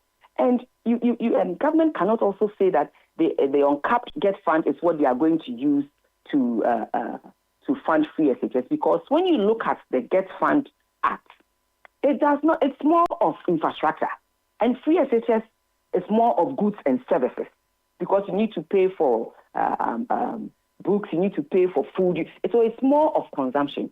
Such that if you tell us that you are uncapping GET Fund and you are going to use that GET Fund money to pay for free SHS, it's neither here nor there. Okay. We were using oil revenue to pay, but when you look at the 2025 budget, every expenditure that we made with oil revenue in 2024 has been taken off, and all the oil revenue have been channeled into the big push. Meanwhile, we don't know exactly what the big push involves. Okay. All the oil revenue coming to the 2025, coming to us in 2025, have been put under the oil revenue, the big push. But we don't know exactly what the big push is and what it entails. Let me. You've raised a number of questions, and I think it's important for me to bring your colleague, who is going to take over from your former position, because you were deputy minister before you became minister of state. He has been vetted. I suspect he's been approved, and I'm sure he's yet to be sworn in, but he can speak nonetheless. So if you can stay on the line, let me talk to Honorable Thomas Ampemnyakun, who is the MP for Esojaman and the incoming deputy minister of finance. Honorable, thanks for joining us. Good morning. Good morning. Wonderful. Before I come to my substantive questions, your opposite number raised a number of points, and I'll summarize it this way. She says, number one, whilst the tax reliefs may be good, she doesn't see any new measures that will offset the lost revenue. And she says that if you look at the amount of money you will lose in those tax reliefs of about 4-point-something billion, from the budget she had, she thinks there will still be some outstanding 1 billion that you have to find. That's her first point. Her second point has to do with private sector, that the growth levy that you have increased and changed the sunset clause for the extractives is not good, because that's where most of your revenue is coming from. So why are you taxing those guys? So those are my first two questions. What's your reaction to those points? Thank you. And let me say a very good morning to my dear friend and fellow Presbyterian, Abna Asare. I have heard her struggling to condemn a budget that has been widely accepted by Ghanaians. Oh, yes, you are trying to criticize it, but You see, if Ghanaians watched your demeanor in the chamber and everything, they knew that you were shocked that, hey, could somebody bring such a wonderful budget in Ghana today? And I was, the whole time I was looking at you, and I saw how you admired your own friend Atoforsen for the wonderful ideas he brought out. But Bernard, it is true that we are delivering on our promises. President Mahama made a number of promises, including the removal of these taxes. And so far, he hasn't disappointed Ghanaians. He has committed to remove them. The taxes that we have removed, in fact, if you look at the yield of the betting tax and then the e-levy, it comes to about 2 billion. We have said that we are making up this difference with the reduction in the tax refund that has been abused over the years. And this is a very important point that we have made, that we looked at the utilization of the tax refund account, funds from the tax refund account over the last 8 years. And on average, it is only 43% of the amount accrued that go into the actual reason for that account. That goes into tax refund. The rest of it is abused, it's misapplied, it's used for something else. And so the minister says that, look, let us put back. And in fact, if you look at the law, it requires that the unutilized amount should be paid back into the consolidated fund. That never happened. One way, I mean, they are able to find other uses other than utilizing it for tax refund purposes for the amount. And so we have said that, okay, let us reduce it by about 33% and put it back. That will increase the amount net of the tax refund available for us to use for other things. So that is giving us a quantum 3.8 billion cedis. And that can be, that can clear the amount that we are losing from the removal of these taxes. I heard Abner suggesting that that is not enough. Look, that is not the only way that we are trying to make up for the revenue shortfall, even though that 3.8 is more than the 2 billion that we are losing from these two taxes. Apart from that, you will realize that GMPC, we have also reduced the 30% that goes to them to 15%. That is also going to free some money for us to use for other things. And Bernard, we are not limiting these actions to only these two institutions. We are sending a very strong signal to all government agencies that, look at your main objective, what you are to do. If we realize that you have too much money and so you are veering off, doing other things other than your core mandate, we will look at your laws again and see what can be done about it to bring back the money in the center for us to use it to use it optimally. So that is the signal that Dr. Atoforsen has sent to all government agencies with this action that we have taken. What about the point, fair enough, what about the point on the new tax for the extractives, the adjusting the growth and stabilization levy to a higher percentage? Because it seems as if those are the sources of your growth. I think the mining companies will be the ones to pay. She raised the point about that. Yes, that is true. We have increased it from 1% to 3%. And Bernard, this is a windfall tax. The minister explained this clearly. That look, the economic rent that accrues is so much. It's about 14%, and we are taking only 1%. That is not enough. Every Ghanaian has been complaining so many years now about us not taking advantage, getting enough benefit from our extractives. And so if they are making so much profit because prices on the world market price of gold has gone up. It is just good that as a country we benefit a little more from that. And the incident of this tax is not on the ordinary Ghanaian. You see, this was deliberately chosen. The incident of the tax is on the mining companies, the big mining companies. So, and then you see, even subsequent to that, we have removed the 1.5% withholding tax on the one that affects the small SMEs, the small mining companies. We have removed that.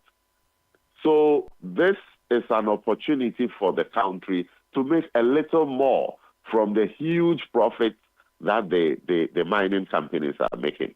And I think a day or two to the presentation of the budget, the minister met with those mining companies, explained to them and appealed to them.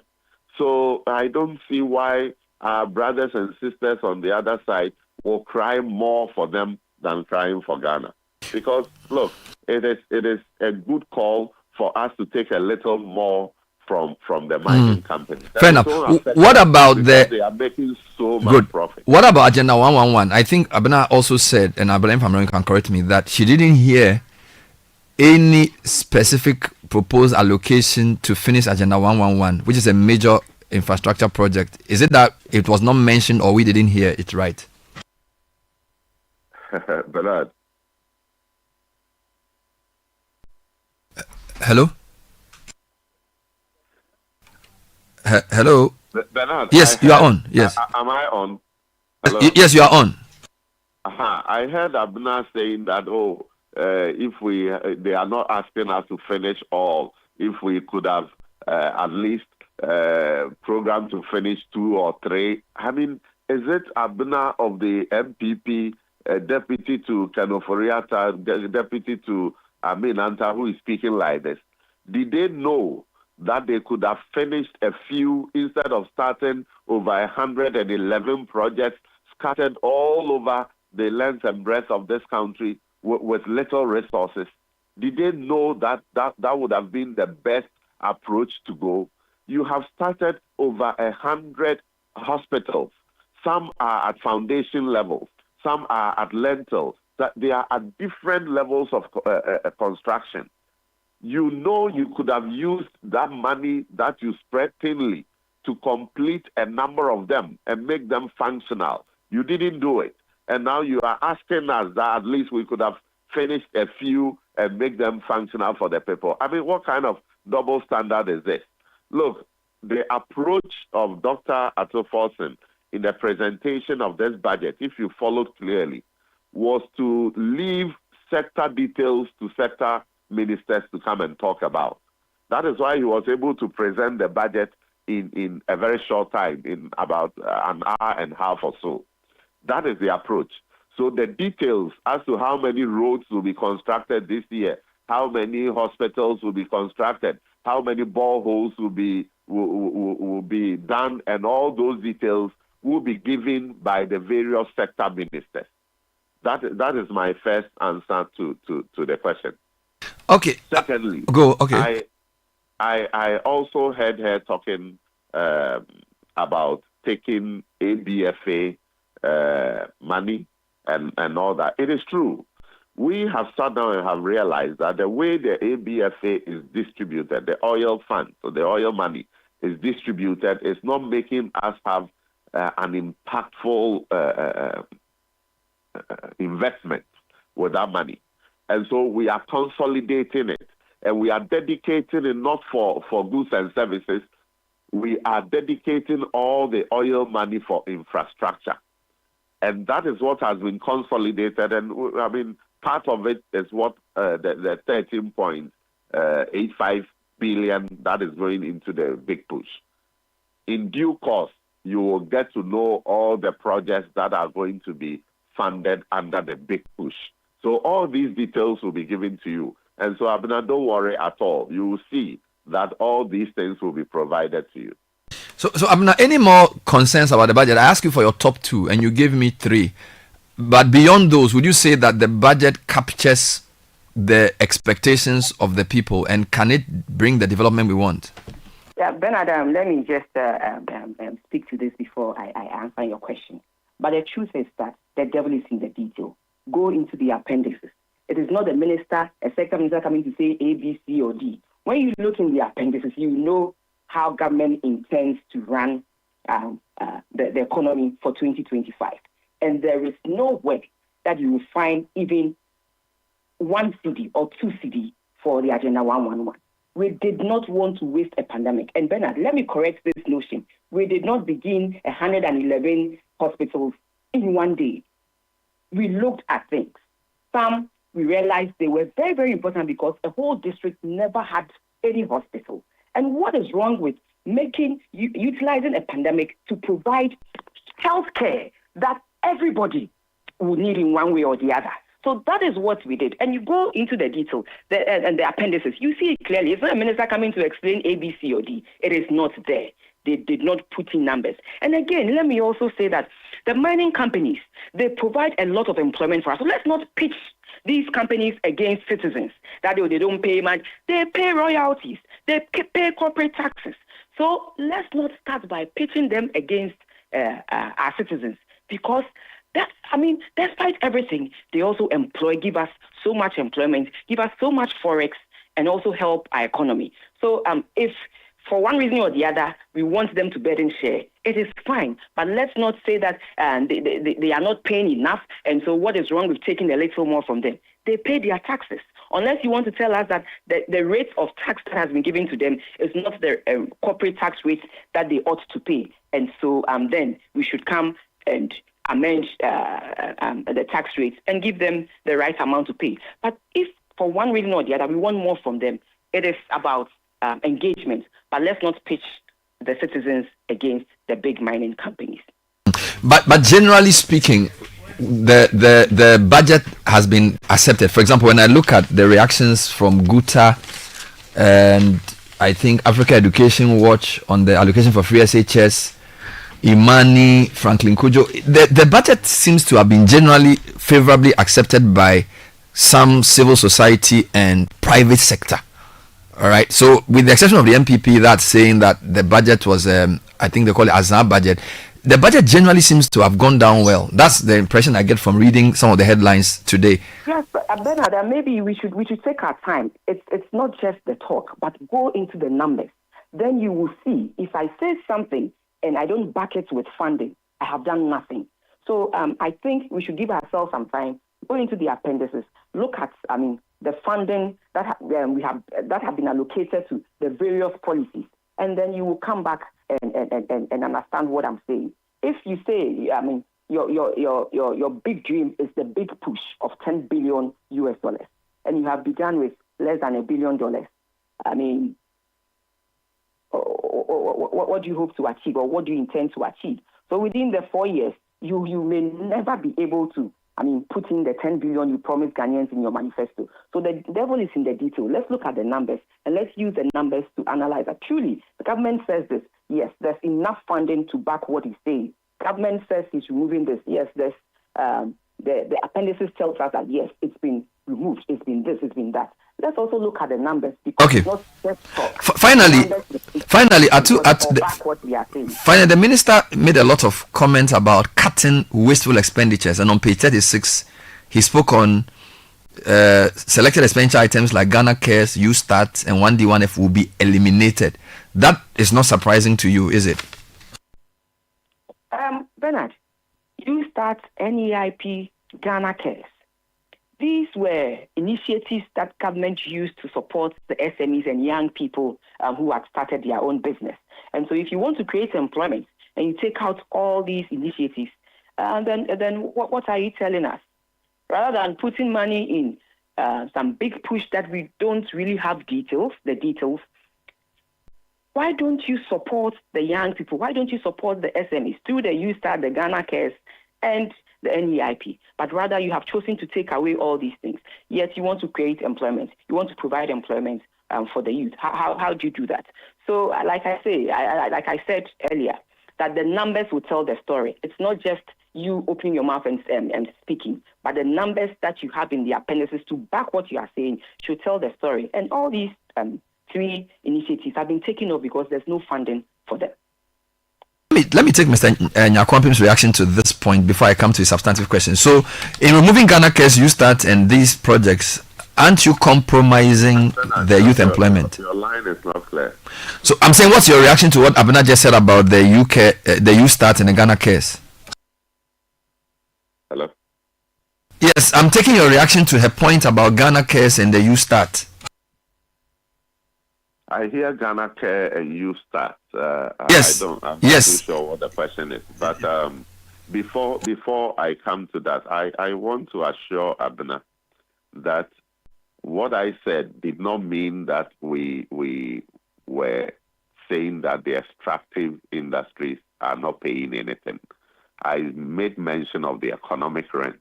It has gone up, and government wants to rake in a little more from that, and that is all about it. Now, we have decided that a number of programs that were being done by the previous government are not giving us the impact that we need. And so we are realigning. For instance, development authorities. We don't see why we will have those authorities doing the same things that district assemblies are doing, and then just spending on them. So we have collapsed all of them. All their projects will be given to the various assemblies because their projects are in the districts anyway, and they do the same things that the assemblies do. The assemblies can better perform those functions than development authorities. So we have collapsed all of them. Their projects will automatically go to the assemblies where the projects are. And to make sure that the assemblies get the funding to continue those projects, we are making sure that not less than 80% of DACF is transferred directly to the district assemblies. If I tell you the number of projects that have been awarded at the center and paid from the DACF, you'll be surprised. So much. And so at the end of the day, on average, less than 50% of DACF is transferred to the district assemblies. How would you buy drip equipment, grader, tipper trucks, and others for an assembly like Ayawaso West Walker, for an assembly like the one at Nima Mamobi Judge's place, was in Ayawaso North? They tell you that, if you had allowed them, they would have used the money for something else rather than buying a grader, because that is not their priority. But some way, somehow, we decided that we will buy this for all of them and impose it on them. This is not the best use of it. So we want to deepen fiscal decentralization by ensuring that 80% or more, our statement is that not less than 80% of the funds are transferred to them so that they will be able to decide what they want to use it for. And they will use part to complete all the development authority projects that are at different stages of construction. Okay. In addition to that, Abena was, we are trying to create jobs for the youth. We have allocated 300 million cedis for the National Apprenticeship Program. We have that. So even though the youth start and all that we don't see clearly how it was being implemented have been removed, we have replaced them with other programs that we believe will give maximum impact. So Abena shouldn't worry at all. We are trying to manage the situation so that growth does not suffer a lot, because we are cutting expenditure.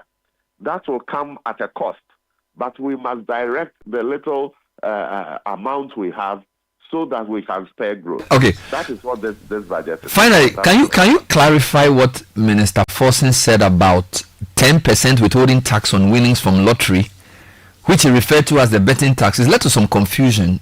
Because we know that the betting tax is different from the withholding. Unfortunately, your voice is blurred. I can't hear you at all. I don't know if you want to call back. I'll probably have to call back. Forgive me. We've had some challenges with our line. But whilst we do the call back, let's do a few quick announcements. My guest on the line, Abena Oseasari, who's still on. Please don't go. Today is a budget day. And I have Thomas Nyakwampin. But I need to pay bills. Yes. Otherwise, I will also run into deficit. So once I replace the call, Scarlett, please do something. Well, we've gone past tech and social media trends, but that would have been brought to you by First Bank Ghana and Telecel. First Bank Ghana says if you're sending money to Gambia, Guinea, Liberia, Nigeria, and Sierra Leone, it's never been this easy. Through the Pan-African Payment and Settlement Systems, perhaps you can do that with ease. All you need to do is to visit any of our branches nationwide with your cash, and your money is transferred in no time. To receive money, you will need a First Bank Ghana account. Is one way we put you first. You want to know more about this, 0596 921 921. And then we appreciate Telecel also for helping us with the tech and social media trends, which should have come to you at 8. Now, KFC says, what can 55 Ghana cedis get you in this economy? At KFC, it gets you a full burger and a refreshing drink. Why settle for less when you can have it all? With KFC burger deal, you can choose between a spicy Zinger burger or the classic kennel burger paired with a cold drink to quench your thirst. Only 55 Ghana cedis. No, Ekoye basically is finger licking good. Thank you very much. So just pass by KFC and enjoy. Let me wrap up the interview. So I have, but interestingly, both of them, sort of Deputy Minister Abena became Minister of State. Eastern Region MPs, Thomas is Swejaman and Abena is Etiwa East. So I don't know if the road between the two constituencies is a straight road or whether you have to go by pontoon. But Honorable Deputy Minister, I hope you can hear me better now. Can you hear me now? Honorable Thomas, can you hear me now? Hello. Can you hear me now? I don't know whether I should listen on the. No. Okay. Let me use another mic. Maybe it's my. Can you hear me now?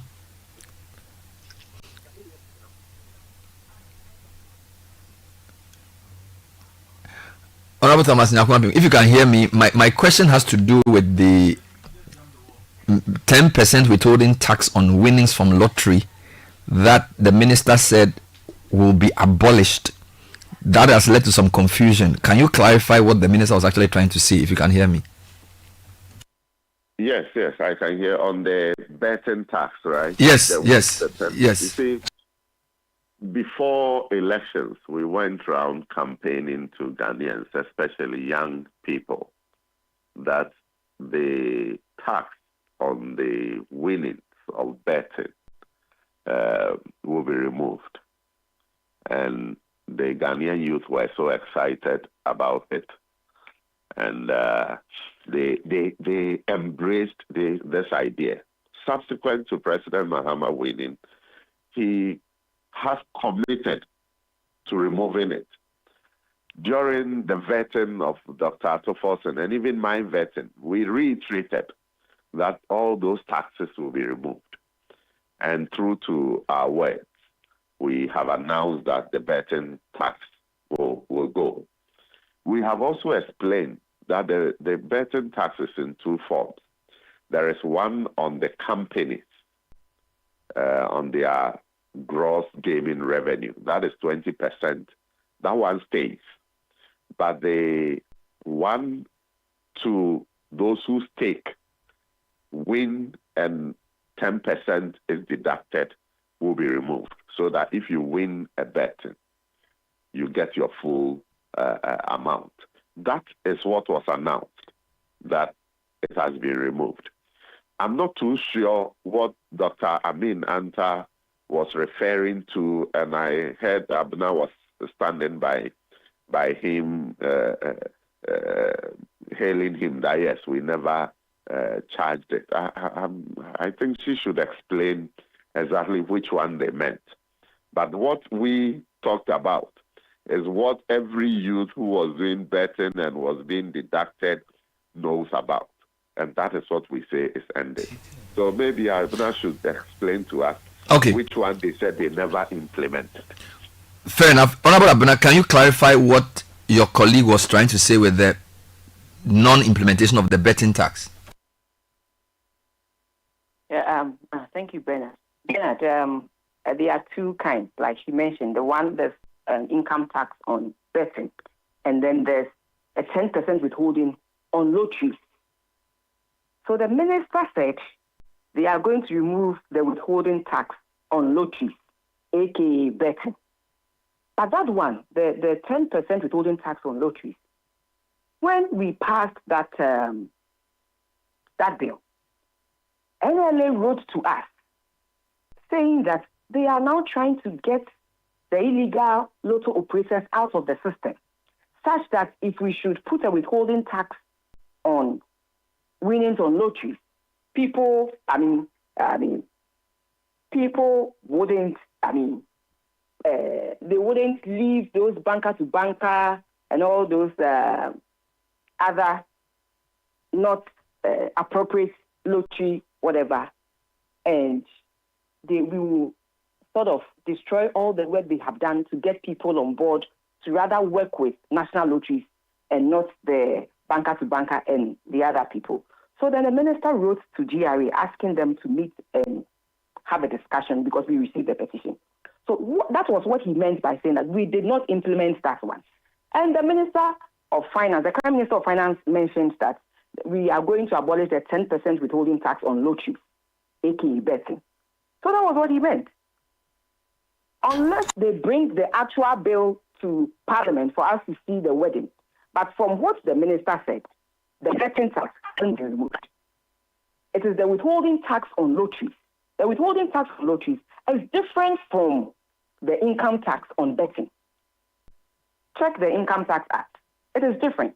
So that was what Minister Amin meant by saying that we never collected the withholding tax on lotteries because we received a petition from MLA. Fair enough. Amin also said in a Facebook post that there was the emission. You would want to see the wording, the amendments that they will bring to Parliament. Good. And in Parliament, if truly it is the betting tax they want to abolish, we will help them with the wording and make sure we do that. Very but good. Now, from what the minister said yesterday, he said the withholding tax on lotteries, aka betting. Okay. And so fair enough. So when the wording comes, we'll clarify. The other point I wanted you to clarify was that Amin also. But your line is really don't see. I can't. Okay, so you know what? Let me leave the two of you. It's just preliminary reactions to the budget. We'll continue another time. But thank you. I thank you so much. If Thomas, yes, because of the line. If Mr. Nyako can hear me, then I would have asked him my last question. Thomas Nyako, can you hear me?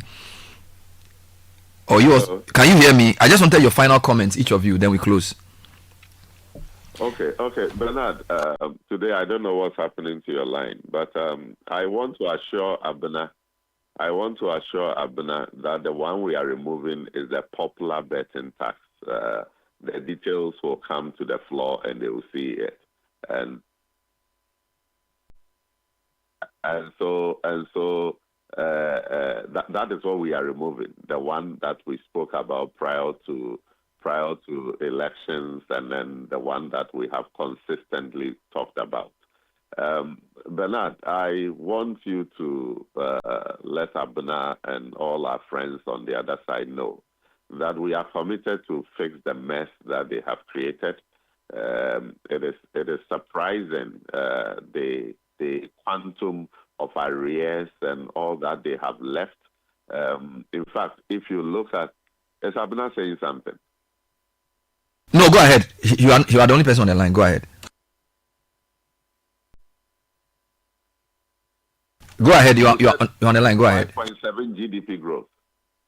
Yeah, I'm saying that you say we call the mess, and I'm saying the mess is 5.7%. Oh, of course. You know that the 5.7 GDP growth that we recorded last year is mainly driven by a 19.1% growth in mining, mainly Galamsey. When we said that, you don't want to hear it, but that is the truth. That is the truth, and it is also on the back of huge arrears.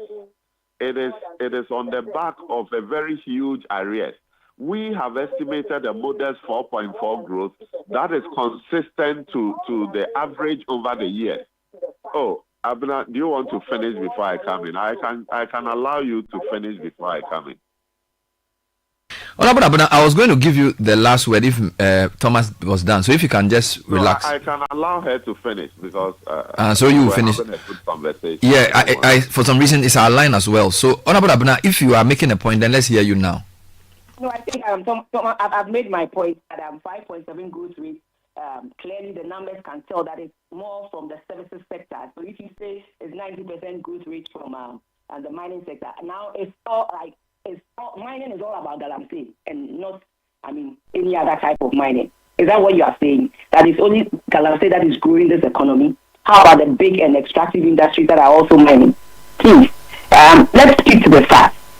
And that's all I'm saying. That a 5% growth, whether it's by this or that, clearly we witnessed that and we have seen that and been confirmed by the Ghana Statistical Service.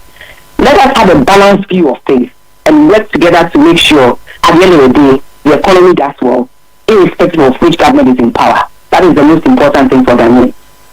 Thank you, Abuna. Let me give Thomas the last word. Yes, thank you. So I was making the point that if you look at the details of the growth, you see that it is skewed. Mining sector gave us the highest, 19.1, when agric and others are around 3.2 and others. So you cannot boast of this kind of growth. We have estimated 4.4 growth, and I heard them say that, you say you do better, but your growth is estimated at 4.4. Yes, our estimate is consistent with the average from 2020 up to now. The average is about 3.6. We have estimated 4.4 growth. It is because we have seen what is happening, and we have to have a very practical projection. That is why you see this. And your growth is also on the back of huge arrears that we have to clear. And Bernard, 2017, read the State of the Nation, the budget statement presented by them, she and her boss, Honorable Ken Oforiatta. They lamented that we left arrears of 7 billion. Today, they have left arrears of 67.5 billion. Can you imagine? And this does not include all the amount owed by Cocoa Board, over 32 billion, ECG, 68 billion, IPPs, more than $1.7 billion. Huge arrears. So please, it is this mess that we are talking about, this mess that we are managing to clear so that we can put our economy back on that sustainability. So thank you. Thank you. We will continue the debate on the floor. Wonderful. And I'm sure you will appreciate more. Thank you very much, gentlemen and ladies. So we're speaking to Honorable Abuna Osei Asare, MP for Itiwa East, former Minister of State for Finance, former Deputy Minister of Finance, and currently the Chair of the Public Accounts Committee, Thomas Ampemnyako, MP for Esuojaman, and I can say the presumptive Deputy Minister. He's been approved by Parliament. He just needs to be sworn in. So he's basically going to do that work. Both of them are from the Eastern region. Yeah. Quite interesting as well. But what do you want now? Comments or? Yeah, let's read some. Let's pay. Let's balance our budget. Let's balance our budget. Yes, before we. Otherwise, we will go into deficit. Now, if you want to go to the Eastern region where we've spoken to these two wonderful people, you may want a nice drive, and most of the roads they are quite good. Choose the Volkswagen. VW will give you that opportunity, that feel. If we want to be part of every moment in your life. We want to be there when you start your new family. When you arrive on time for your important social gatherings, we want to be there. When you are hastening to resolve an emergency at home or at work, the new Terramont will carry all your special moments in its renowned spacious 7-seater. Its 3.6 liter V6 petrol engine produces max power of about 280 horsepower, and you'll be sure to be at home and work quicker than expected. 712,000 Ghana cedis is now the selling price. Call or WhatsApp 025-795-6688 for more information about our range of models. We have Vetus, T-Cross, T1 Allspace, Terramont, and the Amarok pickup. Hurry while stock lasts. T's and C's apply. Volkswagen, rise and thrive. We'll read more of your comments shortly. Send them to us. You've listened to the first slice of a debate that will happen possibly next week on the floor of Parliament. In the meantime, the GRE is reminding all withholding tax agents, including VAT withholding agents, appointed by the Commissioner General, that the withholding taxes for February are due 14th March, this Friday. Now, we are talking about withholding taxes for VAT deducted from suppliers operating under the VAT standard rate scheme, employment, payment for supply or use of goods, payment for supply of works, payment for supply of services, etc. All due Friday, 14th March. You can submit hard or soft copies of the schedules indicating gross amount and tax deducted to the nearest taxpayer office. You can also reach us on our toll-free number 0800 900 110. Okay, so there is a card for everyone, whether you're looking for a bank card that suits your need. We're talking about a diverse range of cards designed just for you. Whether you're looking for a credit card to help you meet pressing financial needs, a debit card to have direct access to your funds at all times, or a prepaid card to help manage your spending, we have the perfect solution. No matter your needs, there is a Zenith card for everyone. Visit any Zenith Bank branch nationwide today and choose the card that works best for you. Zenith Bank, the bank for all, here for you. Zenith Bank, in your best interest. The future of energy is here and it's more affordable than ever. Translight Solar, your trusted brand in solar solutions for the past 10 years, is making it easier for you to own a reliable solar power source system. We have a flexible payment program starting at only 49,000 cedis. You can power your home or business by paying just 30% upfront and spreading the rest over a 12 to 24 month period. It's that simple. Buy solar now and pay as low as 1,650 every month. Now you can call 0504 249 229. That's 0504 249 229, or visit translightsolar.com to schedule your free consultation. Translight Solar, wherever there's sunlight, there is Translight. Now let me tell you, next time you fly from Accra, why don't you fly better? Do that with Emirates. In Emirates economy, you can enjoy endless entertainment on board with up to 6,500 channels to choose from. That's right, you heard me. Sit back, relax, and watch the latest Hollywood and Bollywood blockbusters, comedy box sets, or even live sports. You can even stay connected with onboard Wi-Fi, so you can chat with your friends and family and share holiday selfies from 40,000 feet. You get so much more in Emirates economy, alright? Enjoy more convenience and flexibility to over 140 destinations within the Emirates Global Network. Find out more at emirates.com. Tell me about Ashfoam. Ashfoam says that your living room deserves class, warmth, and memory for your family, your friends, and everyone who visits your home. That is why we produce a masterclass range of sofas and couches to fit in every corner and space in your living room or balcony. We have exquisite range of modern designed living room sofas and couches, centerpiece, center tables, wooden beds, headboards, wardrobes, dressers, bedside drawers, chairs for your poolside balcony or garden area. We've got them all. We have showrooms around the country. Please visit us. Call this number 0243 200 729 or 055 9027 907. Visit our showrooms in all the big malls and other locations near you. There is free delivery to your doorstep. Please be mindful of internet fraudsters. Be an Ashfoamer now. Ashfoam, feel it, know it.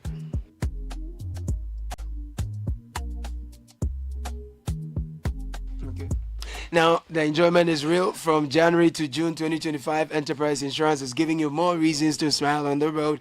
Buy or renew your exciting motor insurance policy and enjoy amazing rewards, free fuel coupons for your car, and airtime for your phone. It's that simple. Insure naturally. We have more than 100 years of trusted experience. We're here to secure your peace of mind. What I say. So visit any branch, connect with your insurance agent or broker. Use the Enterprise Advantage app for convenience and enjoy free fuel coupons and airtime instantly when you buy or renew your motor insurance. Enterprise Insurance, we are rated AAA by the GCR for financial strength and claims paying ability. Terms and conditions apply. Enterprise, your advantage.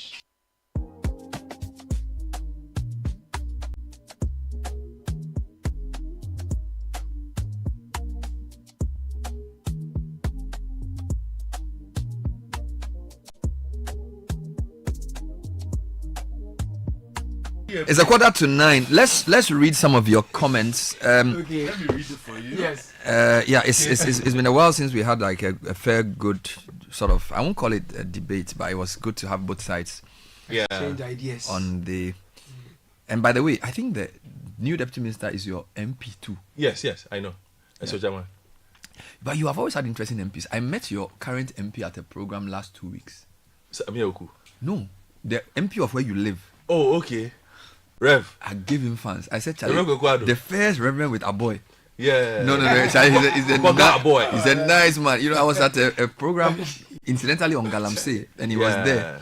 And it's funny, there was another Kweku Ado who was on a panel, but he's MP for one of the Tano areas. Yeah. So he was sitting next to Reverend Kweku Ado. And I said, so are you the Kweku Ado girlfriend that's been talking? I said, yeah, I'm the guy. He should hit up small. It's cool, eh? No, but I like he's a boy. Yeah, he should hit small. He be fine, man. But wait, cool, gentleman. Reverend Kweku Ado, we greet you this morning. But which church does he Reverend at?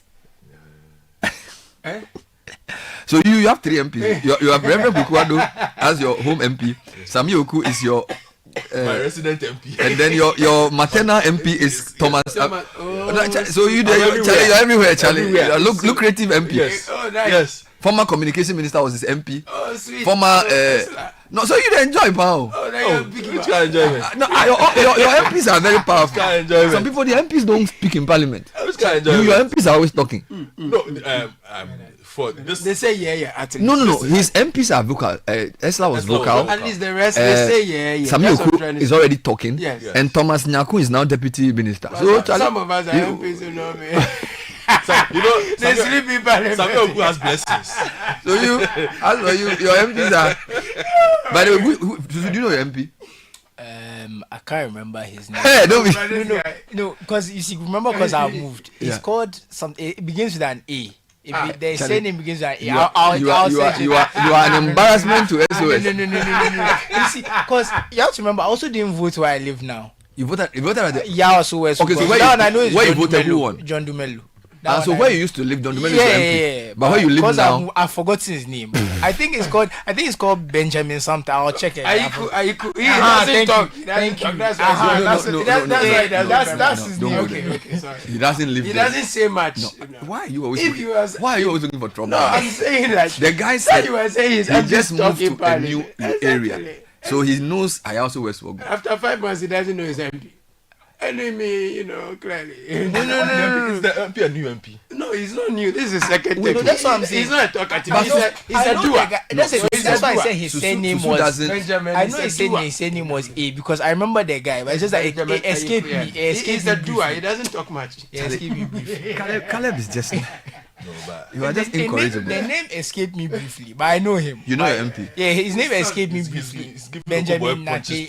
He's a solid man. Yeah. Solid man. It's not easy to beat Okoboy. When you go to the constituency, you see more posters of Okoboy than Ayuku. So he's a But he won by almost 10,000. He was always comfortable and laughing. It was like, oh, the battle is on the ground. I don't talk much. I just show action. Ayuku. But he has this very, very whispery. Yeah. But how did Kweku beat Esla? You have to one day come to that. I can break it down for you. I've broken it down for you before on TV. It was interesting to see him. In fact, that day I met a lot of MPs. I had seen their billboards. So I met this MP who beat the guy who beat Ayawaso Central.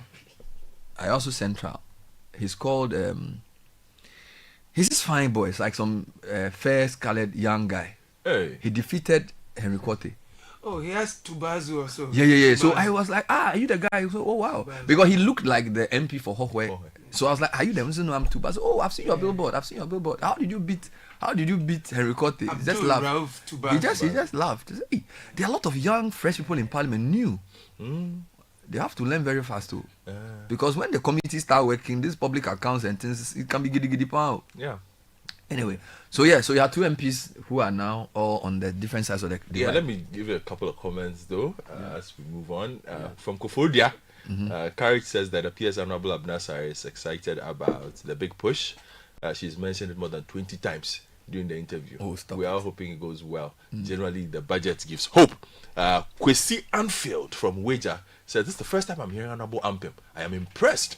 He has dealt with the issues really well. MPP don't have anything to say. They are just finding fault. Good morning, Bernard and team. The MPP also promised to scrap these same taxes. Was it just were these just campaign promises? Also, there are too many companies benefits under the free zone. Government needs to reconsider the beneficiaries under the free zone. Thoughts of Jennifer. Hello guys, please ask the former deputy finance minister how come they couldn't complete the agenda 111 with all the taxes they collected, and also how they handled the projects they came to me, like the Saglemi housing. Madam Abnasari says she's concerned about the welfare of our country. We've seen the country in the past 4 years. MPP government messed up the economy and the country so much. So this is somebody who's not very happy this morning. Fred from Tema says, please, can you ask the Minister of Finance why he was silent on APFA earmarked allocation for completion of Agenda 111 hospitals in delaying completion of these projects, especially those nearing completion who have dire consequences on the project's cost. Besides its potential to employ about 70,000 health and non-health staff. Okay, Fred. Ben from New York says, hi, Bernard. What's the former minister talking about? Why is she crying more than the bereaved? The Minister of Finance has made his proposal of how he's going to manage the economy. Why is she worried about where his monies will come from? What did she use the money they collected through e-levy and COVID? They told us those taxes were going to build all our schools and roads. What did we get from that? At least every Ghanaian can heave a sigh of relief. Good morning, Citi. The nursing and teacher training allowance should be scrapped.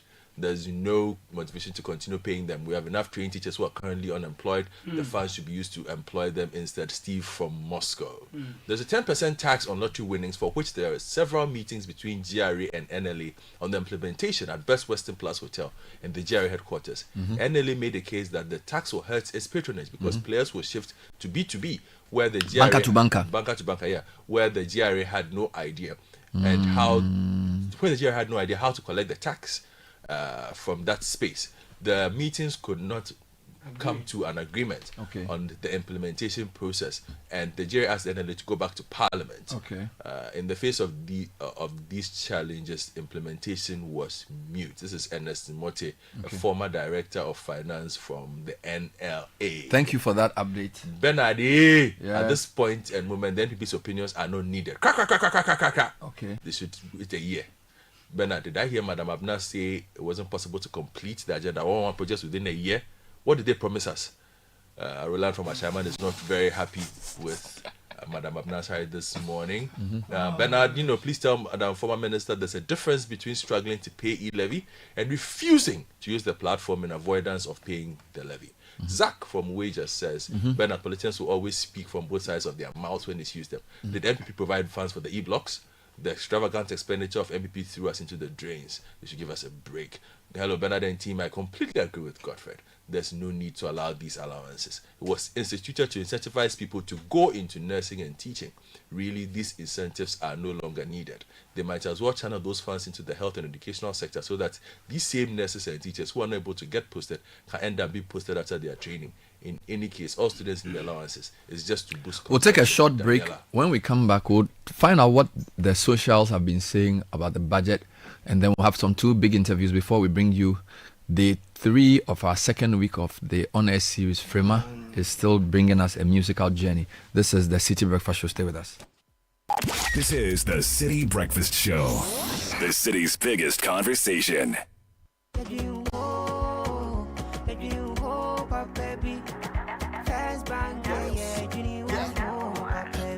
Looking for a bank to rely on?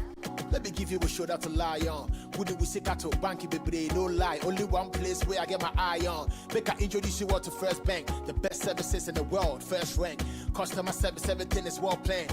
I make music, I travel, I sell land. They be my reserve tank. Cause every time I know my money's safe, universal banking ain't in me here on the date. I'm a busy person, me no need time to wait. Now I got to Spain, even when I'm in the States. My me blue shirt, they tell me office a chilly, but who cares? Cause I bank with the best. I'm lucky, I'm too blessed. When it comes to First Bank, it's too west. Everything is you first. Nobody feed do I'm like us, do I'm like us.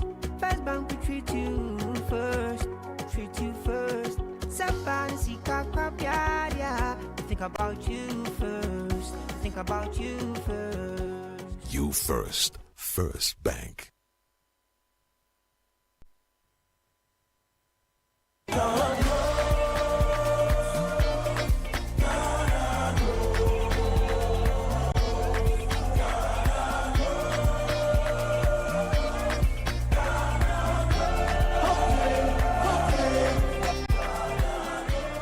Indeed, there is money in the soil. Find your way into profitable careers and businesses in our Greek and ATVET now. Take a step today and change your life, your family, and community. Dial *718*50# to join now. Ghana Grows. Hope Day. Ghana Grows is an initiative of the MasterCard Foundation in partnership with Springboard Roadshow Foundation, Limehouse, and other partners. Hey, do you know sir? And you stay soft concentrate fabric softener. I was such it move. You're sending this say be you met na oche. Ni you net na oche. No be baby someone some demoni ni na say. Do you know him say? For quiet yesim biara association Ontario. Use stay soft and you net na oche. Na ni boss to tap from cra. A fabric softener. And you near say sir. Choose to stay soft. No who so say no. FDID a garden crack to yatu.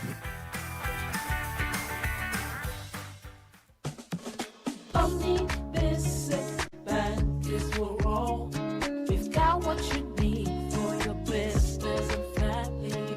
Whatever you need, you can count and call on us. Omni Basic Bank. Omni Basic Bank is we're all. We are not just another bank. Whatever you need, you can count and call on us.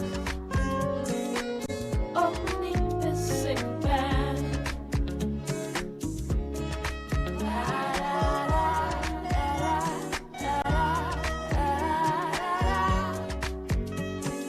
Omni Basic Bank.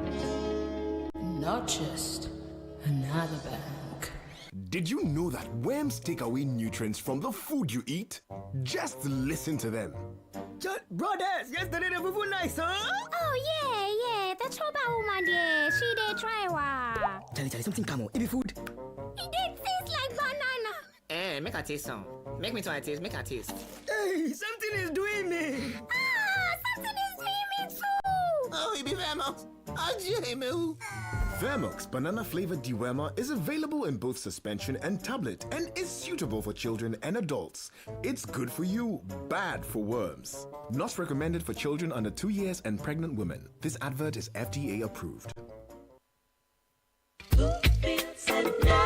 Hi, Mom, it's me, Kwame. Hey, Kwame. How are you? Mom, I'm fine, oh. Okay. You know something? No, tell me. I'm looking for a complete furniture set for my new place. Kwame, I've told you before, the only one place you should go, eh? Yeah, Mom, but I need a mattress to fit my bed. Ash foam. I need a bed to fit my room. Ash foam. What about a sofa where go relax my body? Ash foam. Wardrobes to fit all my clothes? Ash foam. What about linens and pillows for sweet dreams? Kwame.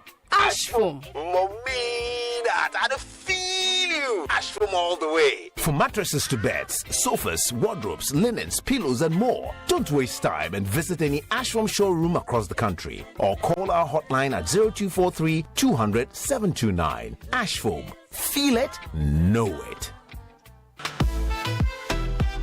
First impressions matter. Make yours unforgettable with the irresistible scent of Princess Body Mist and Roll-On. Designed for every lady who wants to leave a lasting impression wherever she goes. And for our gentlemen, there is Style Up Perfume and Roll-On. Elevate your presence with a confident, masculine fragrance that keeps you dry and fresh all day. Because your fragrance should speak before you do, use Princess Body Mist and Roll-On and Style Up Perfume and Roll-On. Your daily essentials for smelling good from dawn till dusk. Princess and Style Up. Smell good and feel great together. The GC brand. It's all about you. This advert is FDA approved.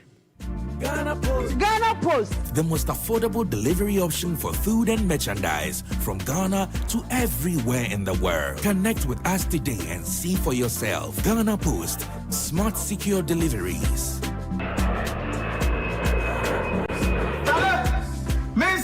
Package, no.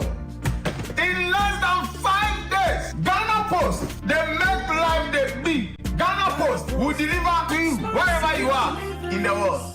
Why settle for less when you can have it all? Get the KFC Burger Deal, the ultimate combo of flavor and value for just 55 Ghana cedis. With the KFC Burger Deal, you get your choice of a Zinger or Kernel Burger paired with a refreshing drink. Head to your nearest KFC today and grab the KFC Burger Deal for just 55 Ghana cedis. Big bites, small spend. Only at KFC. Remember, this offer is only available for a limited time only. KFC is finger licking good.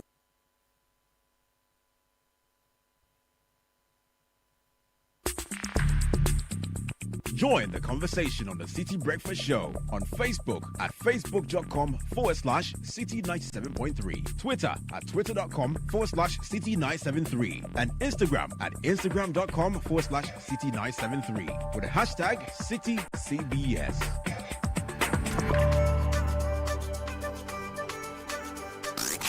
Unleashing the power of relevant radio.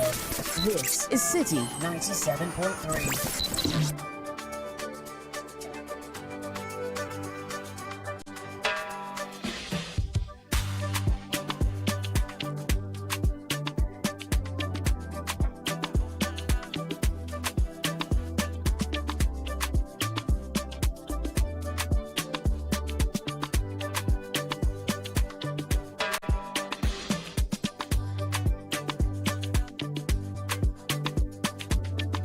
2 minutes after 9, I have a very exciting conversation coming your way shortly. A big challenge to plant 100 million trees across Africa. Yes, not only Ghana, but across Africa. I have an amazing young woman in the studio. She's a champion for the program. She's a director for Environment Agroforestry Foundation Africa, if Africa. We'll find out what this means and how you can be a part of it. Big conversation that I'm very, very excited about. I know you're excited about it as well. There are some opportunities for all of us, young people, everyone. So stay tuned in for that conversation with Emma Ban Japan. In the meantime, when you buy anything, it's got to be the very best Diamond 42.5 hour grade cement, highest quality cement on the Ghanaian market since the year 2000. We've put smiles on the faces of homemakers, block makers, and supported numerous constructors with the high quality brand rated green by the EPA. Now we've got the more affordable 32.5 hour grade, good for your pocket. You deserve the very best, so choose Diamond Cement to make us your number one for all your building needs. Locate Diamond Cement Ghana Limited nationwide. Our factories are in Aflao, Takoradi and Buepe. Please deal with us directly if you want to buy Diamond Cement. Call us 0244-313-368, 0244-313-368 or 0540-111-978. Diamond Cement is still as hard as a diamond. So what can 55 Ghana cedis get you in this economy? At KFC, it gets you a full burger and a refreshing drink. Why settle for less when you can have it all? With KFC burger deal, you can choose between a spicy Zinger burger or the classic Kernel burger paired with a cold drink to quench your thirst for only 55 Ghana cedis. Enjoy premium finger licking goodness without breaking the bank. Won't pay way now. Don't miss out. Head to your nearest KFC today and grab this unbeatable deal. Big flavor, small price, only at KFC. Hurry, this offer is available for a limited time only. KFC, finger licking good.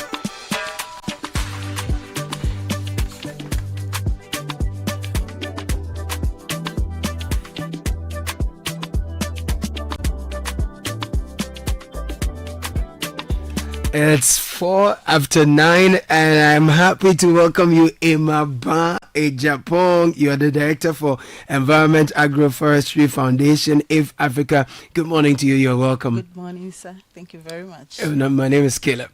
Caleb. Yes.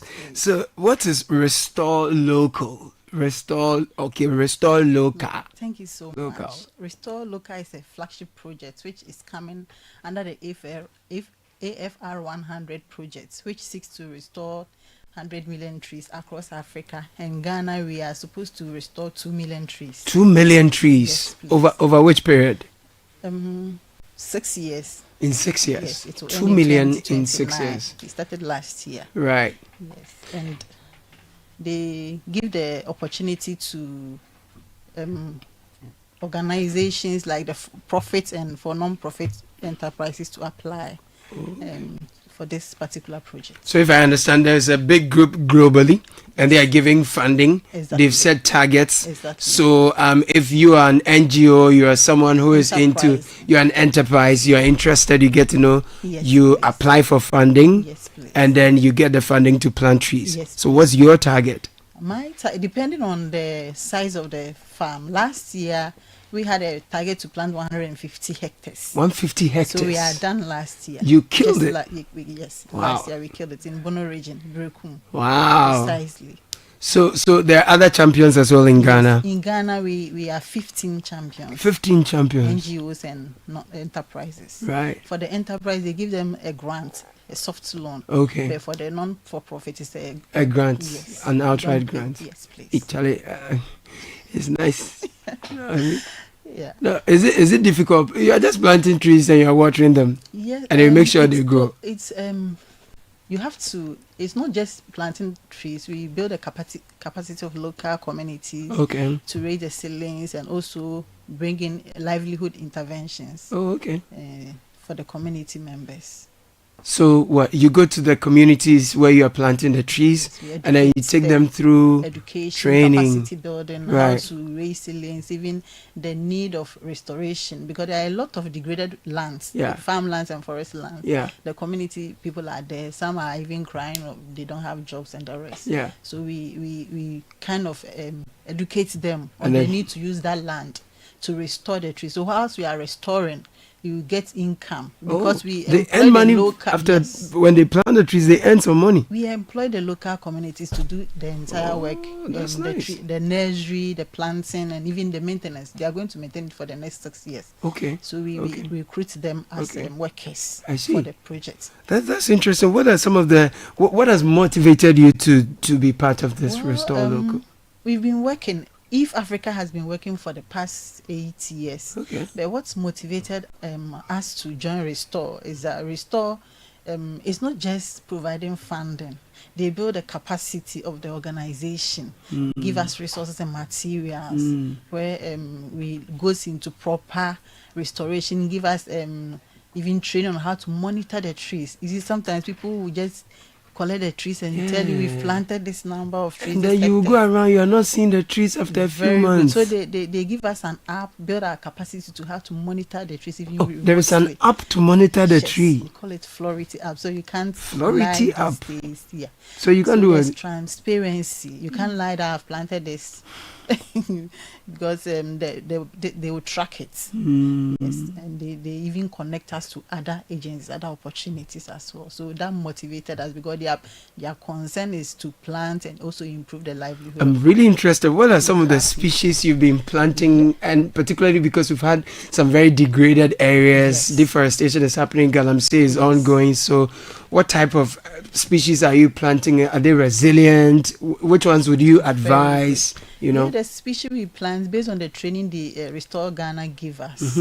They build our capacity to select species that can resist droughts, that can survive in this harsh environmental condition. And we also select the trees together with the local communities based on their preferences. In some areas, when it is farmland, we will prefer to do agroforestry where we like cashew, very good cashew, mango, in combination with food crops, as a way to also improve their food security. It's not just planting trees, right? We also ensure that cash crops and cash food crops are mixed together. And areas like riparian vegetation or forest land, we promote the indigenous species as well. So that's why you do the odums, the mahoganies, the wawes, sapelis, and all of that. I see. So what steps do you take to ensure that the trees survive? You've mentioned that you have apps and they track you to ensure that you don't lie about the number of trees you claim to have planted. So they monitor.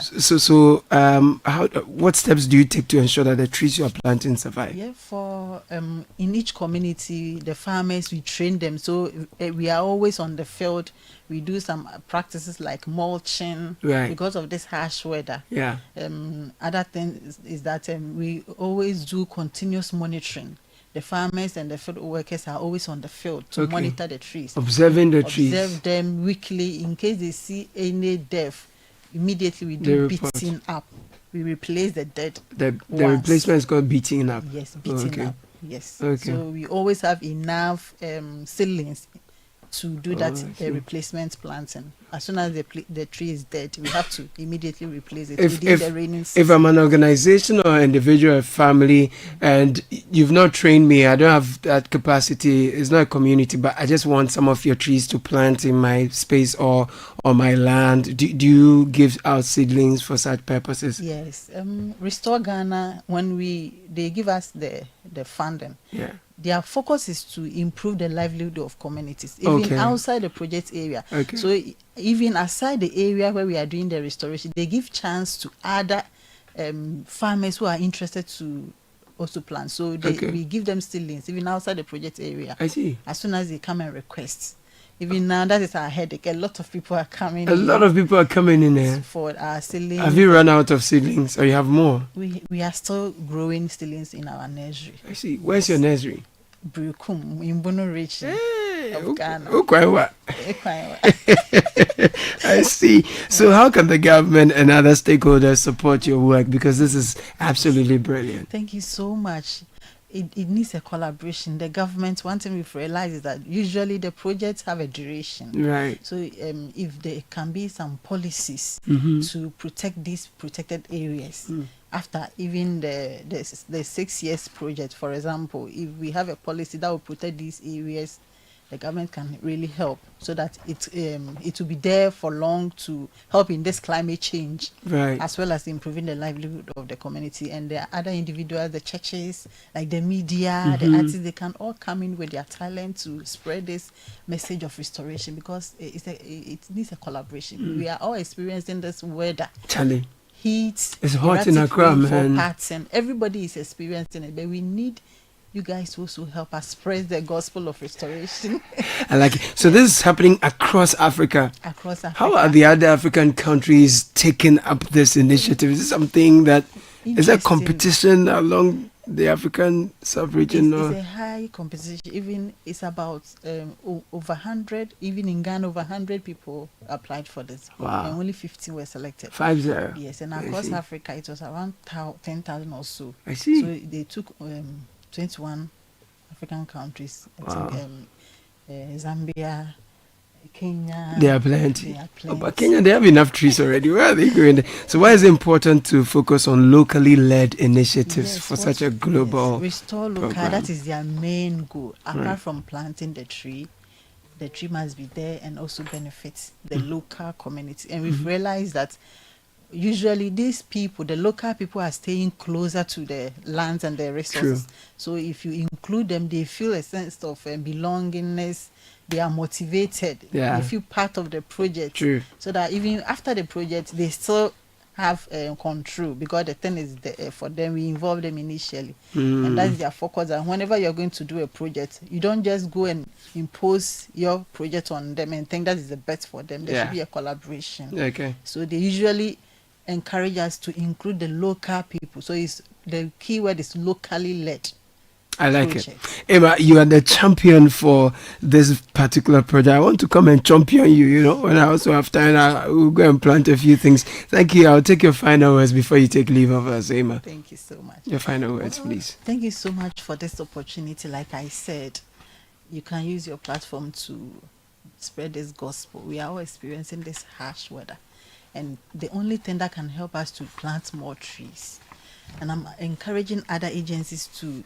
They always there's a time they open the platform for people to apply. Okay. And I know when it comes, they will even make that announcement. Okay. Everybody must take that opportunity to apply. Their thing is so flexible. Okay. It's not like the other agencies that need a lot of documentation before you can apply. Okay.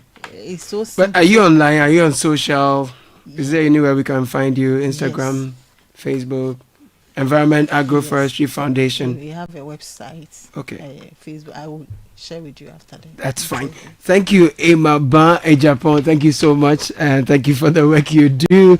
It's been a pleasure talking to you.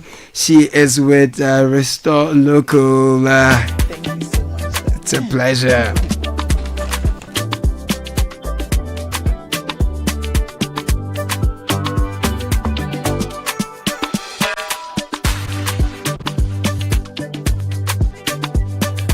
And football fans, it's time for the ultimate showdown this Sunday, 16th March 2025. The Carabao Cup final takes center stage as Liverpool chasing their 11th League Cup title face Newcastle United, who are hungry for their first ever League Cup trophy. Catch all the live action at any of the 5 Honeysuckle Sports Bars locations in East Legon, Accra. This is Accra, East Legon Airport, Spintex, Laboni, and Osu.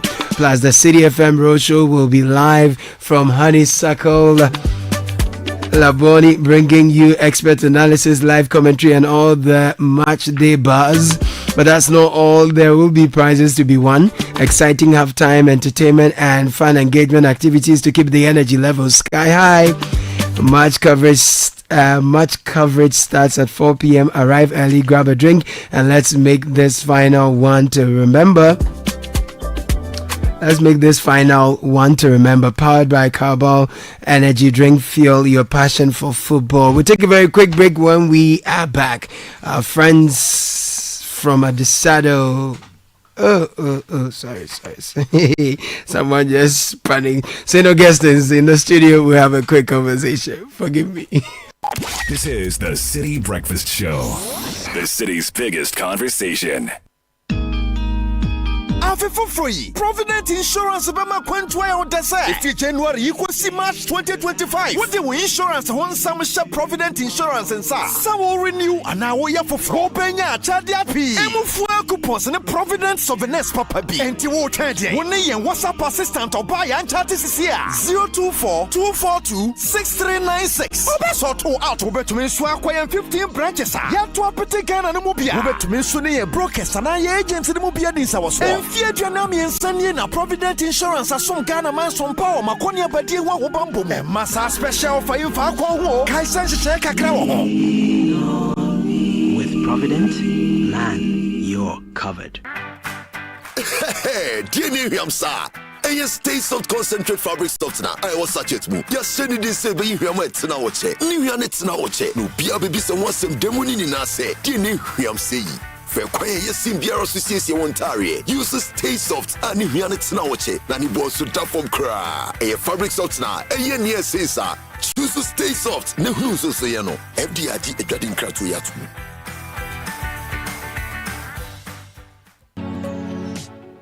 Dear home, no interest for 2 years. Are you ready to step into your dream home? With Lakeside Estate's exclusive offer, you can own your own home in just 2 years with no interest payment. This offers you affordable payments, flexible home purchase plan, quality homes, and lifestyle change. Choose from a variety of beautiful homes in any of Lakeside Hills clusters. Your future awaits you. Imagine living in a home you love with the freedom to invest in your dreams without the burden of interest. As your CIMG Real Estate Company of the Year for the 4th time, we offer you hassle-free home acquisition. Call us today on 020-477-5043 or 020-477-5042. Don't miss out on this incredible opportunity. Call us now to learn more and schedule a tour for our available homes. T&C supplied. Make your dream a reality. Lakeside Estate. Quality homes for all. Why settle for less when you can have it all? Get the KFC Burger Deal, the ultimate combo of flavor and value for just 55 Ghana cedis. With the KFC Burger Deal, you get your choice of a Zinger or Kernel Burger paired with a refreshing drink. Head to your nearest KFC today and grab the KFC Burger Deal for just 55 Ghana cedis. Big bites, small spend. Only at KFC. Remember, this offer is only available for a limited time only. KFC is finger licking good.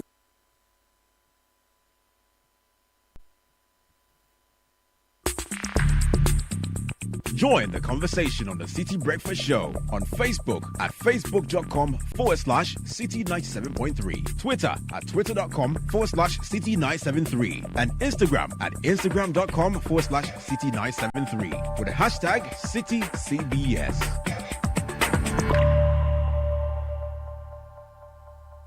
This is the City Breakfast Show, the city's biggest conversation. Mo guesting ye ho chuni papa no kwanya meso osabenyi. Ebribi katre fo won enyonyam asoko kroni cheche nipa. Mo guesting ye nada fo pa. Ahutuni Monica Neba Tiena Sor Natritraje Amaya Fata Yamine. Thank you very much. It's a massive for me, Mahona Kwaba. No pay where come from some menu wajo. Welcome. This is Old Boys of what, St. Augustine's. Yep. So you are Kojo Hayford. Kojo Hayford. Whose bass was I hearing? Right.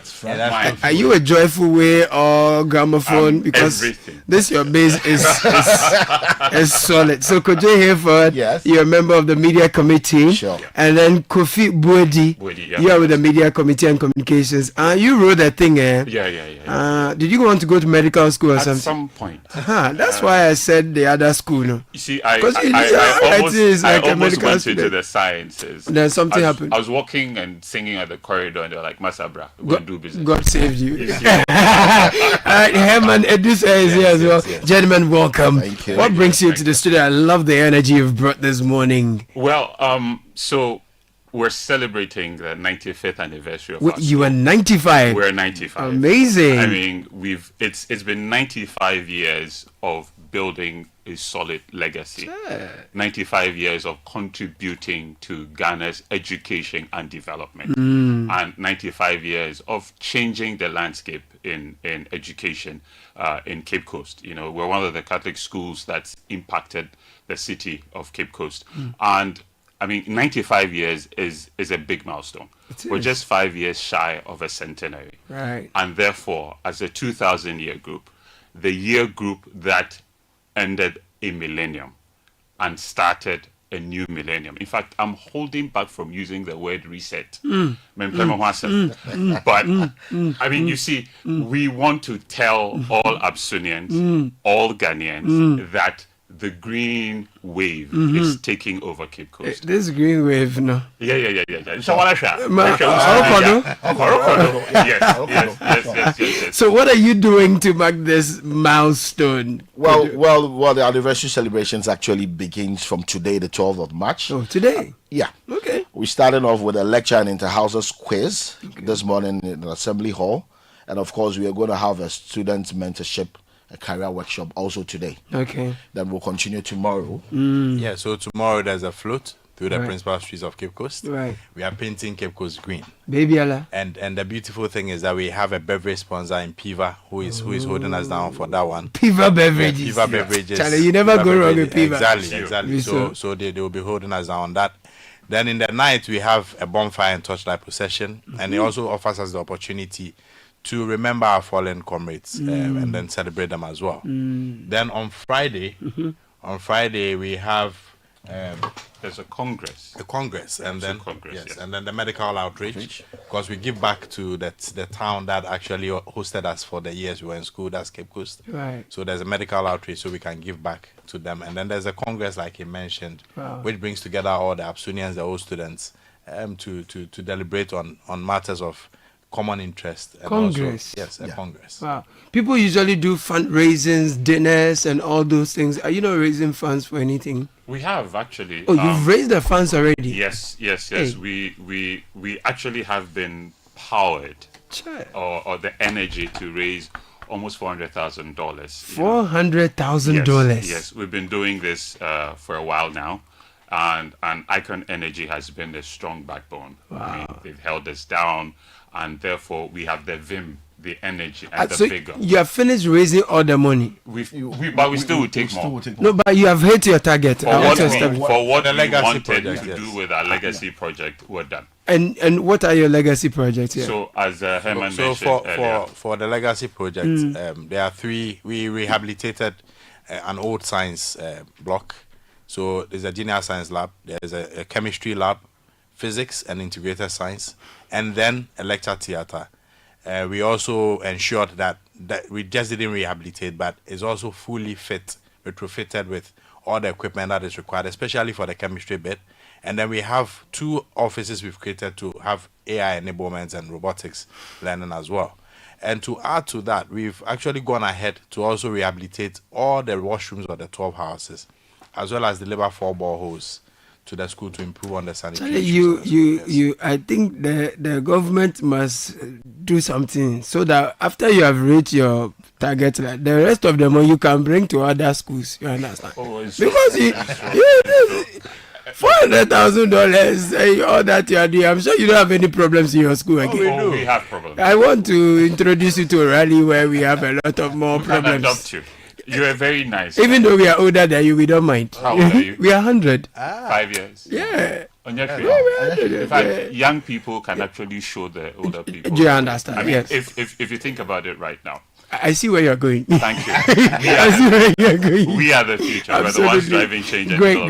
Now there's something spectacular about Friday night. Tell me We're about going to it. light up the skies of Cape Coast with fireworks. I don't think I've ever seen some in recent times. Okay. Yeah. No, But we're okay. going to do that. We're going to Okay. light up the skies of Cape Coast. So which of the things are you doing that people can be there, that you want all students to show up and be there, you want the numbers and all of that? Tell me about it. Well, so I'll start with a couple. We'll have a public lecture. Oh, yes. Tell me about it. And that's going to happen today. Okay. We're hoping to have one of our own. He's been in the field for a while. Professor Enoch Sam. Okay. He's with the UCC. And he's been leading he travels quite a lot into European countries to discuss innovations and urban planning and all that. Oh. Yes, and he will be leading a conversation What's he talking on about? a theme, the anniversary theme, which is leveraging innovation towards economic and social sustainability for the next generation. Like, would this be streamed on your platforms and things? We're working at that. Please We're working do. at That's that. But of important. course, we can always make that available. We'd love to see it. And yeah, so that We'd love to one see is a it. public lecture, will be opened. Where will this be? In Cape Coast. In Cape All Coast, the okay. activities will be in Cape Everything Coast. is in Cape Coast. Everything is BBL or BBR, Yekufie. Skafa Mountain. Walasha. and the float is also opened. Okay. And then the health screening. Yes. Right. Yes. And of course, when we're having the after party, we're loving like Is that. everyone invited? You know, I wish I could put you in my car and we go. We can have a live show of the City Breakfast Show in Cape Coast. Oh, them side no, your second side. To add to that, I mean, there's a highlight of events, which is on Saturday. Okay. And that's the speech and prize giving day, and the unveiling of the legacy project as well. And all are invited to witness something spectacular. Just say all roads are leading to Cape Coast. Exactly. Is green. Cape Coast is green. In fact, you know the road they're constructing? Yes. The bitumen is supposed to be black. Yeah. Okay, Uncle Tiancho, you green right through. Okay. Walasha. That's the energy that's powering us. No, only budget no next year.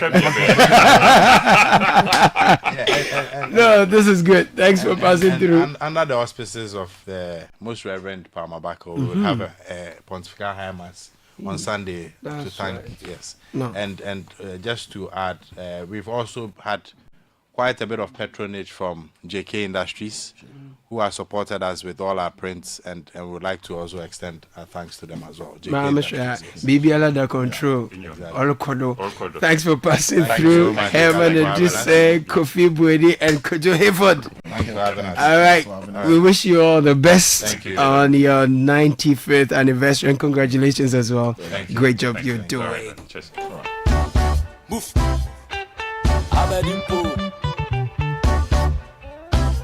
Kwame Kofi Kinata. Asa. We here for no come. Go Philip dance dan. Telephone you don't reach. Landlord no dey follow me. Cause I house be my own. Chairman no dey bother me yo. Cause I dey on my own. Yes, campaign you see. You want pay my yanka so they was CKG. We dey play by sizes, I know be a body. Yeah, it's a ball in a 2 men shy ready. We make it a goodie. every day, party day, every day, every day na holiday. Every day na holiday. Every day na holiday. Every day na holiday. Every day na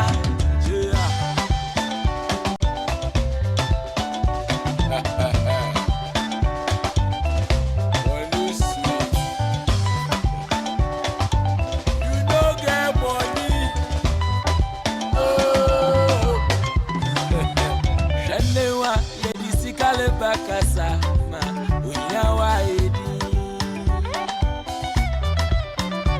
besi inera yani sikale baba ya dibiba unyawa ego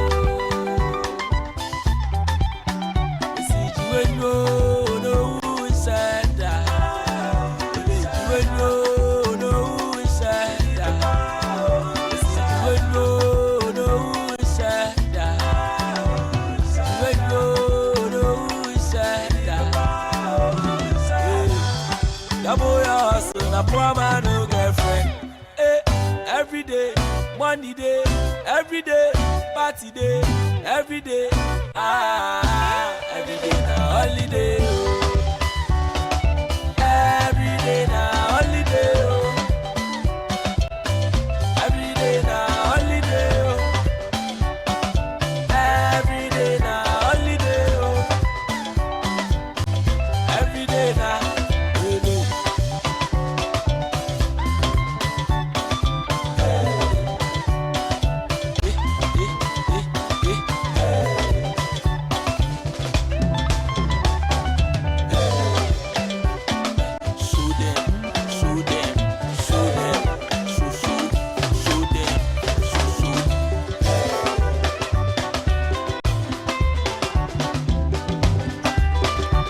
Martin Kofi Kenyatta, aka Kofi Kenyatta. Kofi Kenyatta. He calls this one every day. Oof. We'll get into our honor series once more. This week we are focusing on Ghanaian music and Frema Edunyame. every day,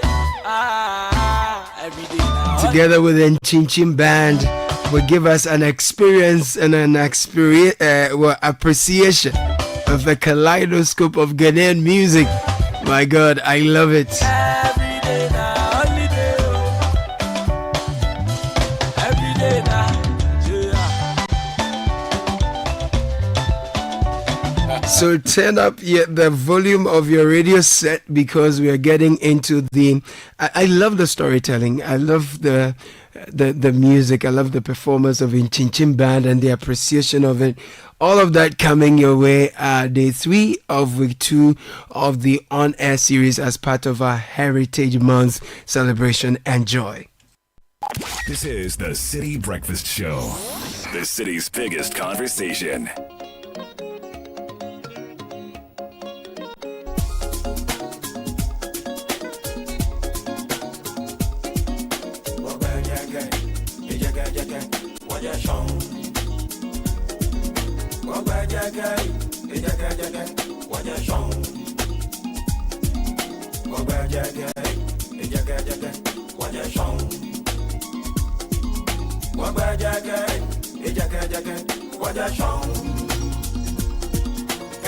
Israel, kama Egypt, kaja Ethiopia, kaja Sudan, waja Shong. Kaja Ikushima, wani me kona me waja Shong. So Timbuktu, Ghana, Mali, Sumanguru, waja Shong. Waja waja Shong.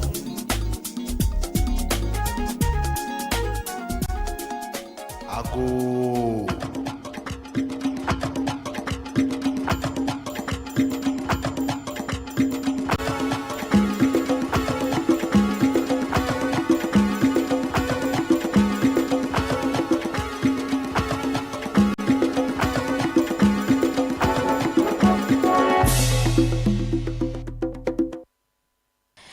again. This is our Heritage Month, and it's always such a great pleasure to come your way for us to celebrate our beautiful culture and indeed some indigenous Ghanaian music. Today we get to look at our Burger High Life. Now this is music that was introduced into the system somewhere in the 1980s, and it was music that the immigrants who traveled from Ghana to Germany brought back to us. This is a different style of our high life, and we always love to enjoy high life music, whichever form it comes. This is Burger High Life edition, and in Chinchim is right here. They are going to be helping us enjoy some great tunes. One person or one musician who really contributed his quota to Burger High Life in Ghana is none other than the late George Darko. Now, George Darko did amazing tunes, and today we are looking at some of the great tunes from George Darko. Let's start with African Girl. Now, African Girl, going to Germany, coming back home, and coming back, introducing Africa to the rest of the world. One way that we can showcase the beautiful or the beauty of Africa is our women. The African woman, beautiful, well-endowed, black beauty. This is who the African woman is. They have a way of casting spell onto everyone that they meet. And so George Darko is celebrating the African woman or the African girl. And he is calling on the African girl to come and dance with him. So if you are also around, if you turn left, all right, and you find an African girl, this is the time to just get up. Let's shake our body. Let's show what Africa women are made of. This is a beautiful tune from George Darko in Chinchim.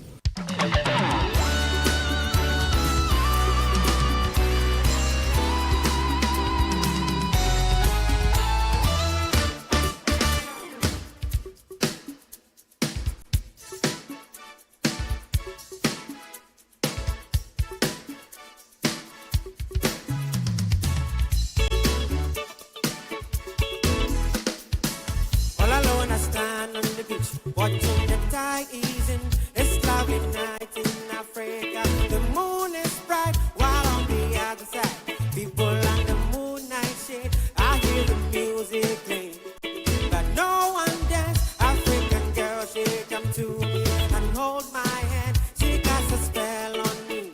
She's a voodoo girl. African girl, come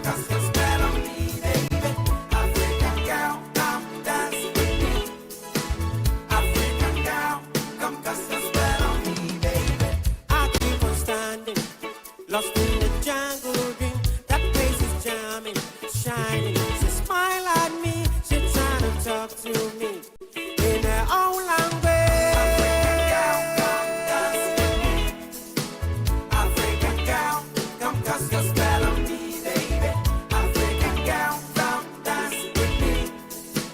African girl, come cast your spell on me, baby.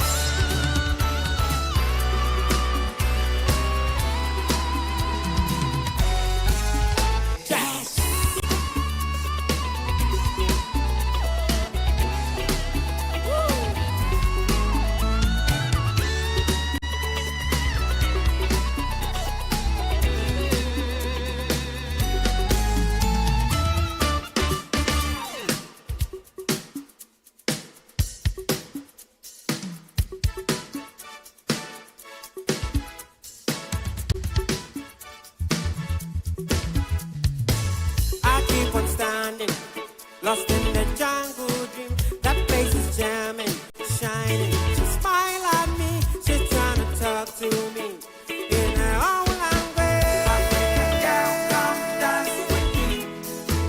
African girl, come cast your spell on me, baby. African girl, come dance with me. African girl, come cast your spell on me, baby. African girl, come dance with me. African girl, come cast your spell on me, baby. African girl, come dance with me.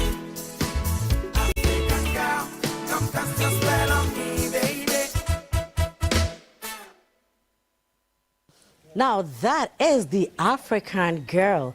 Come dance with me, come cast a spell on me. This is a beautiful tune from George Daku.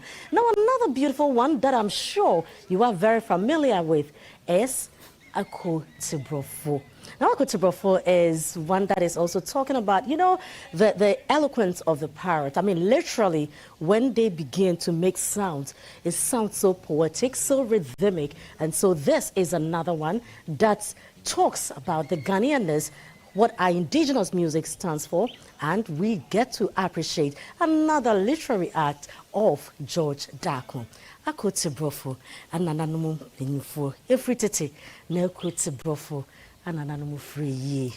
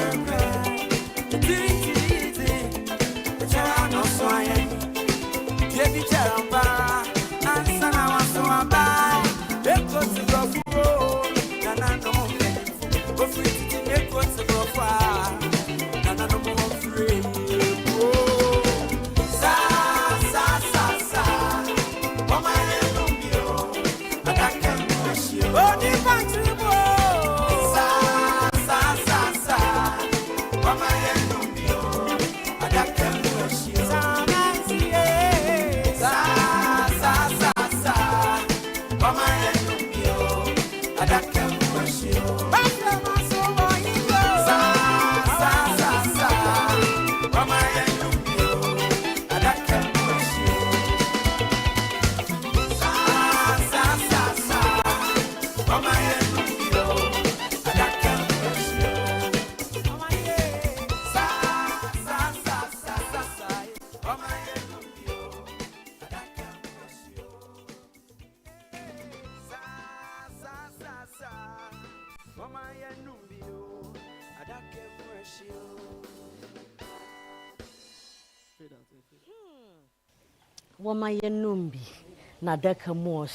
Because we don't know when we'll be leaving to join our ancestors, it's very, very important that whilst we are alive, we make merry and have fun, exactly like we are doing. Now, Jodako also says that a TNT a cha nebeswa.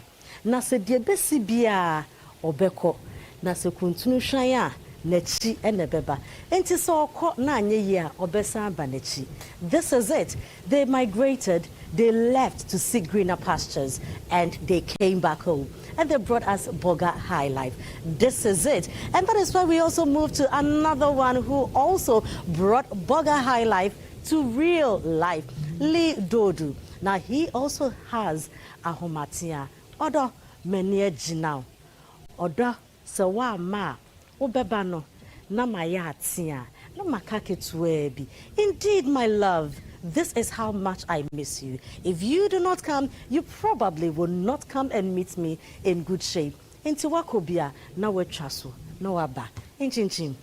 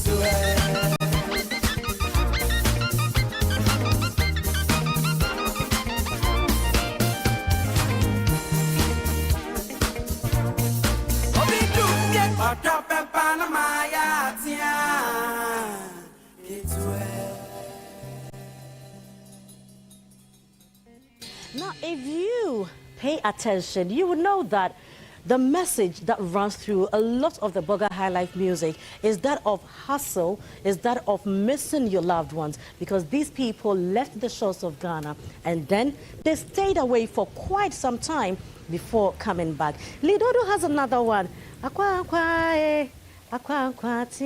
You know, so it's also talking about the hassles of life.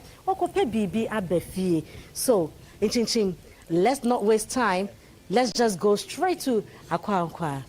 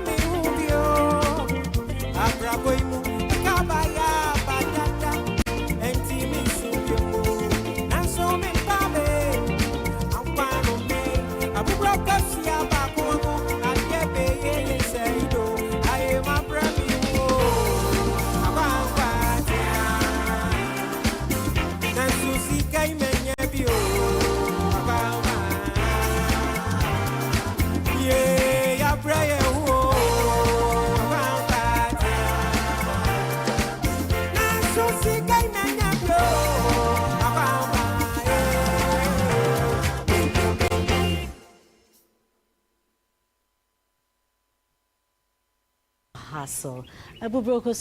And say that we will also make it in life. We can only work hard and trust the Most High to bless our handwork.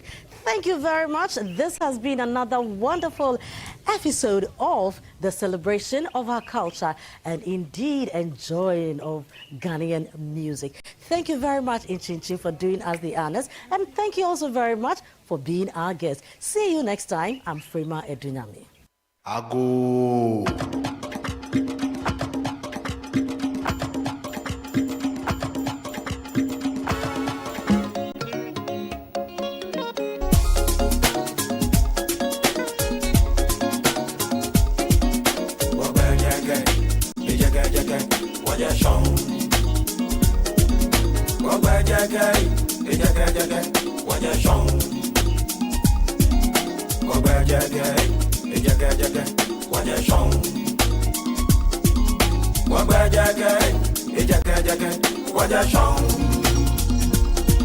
Kaja Israel, Kaba Egypt, Kaja Ethiopia, Kaja Sudan, Waja Shong. Kaja Ikushima, you know, Wanime Kona, me Waja Shong. So Timbuktu, Ghana, Mali, Sumanguru, you know, Waja Shong. Waja Jagay, Waja Shong.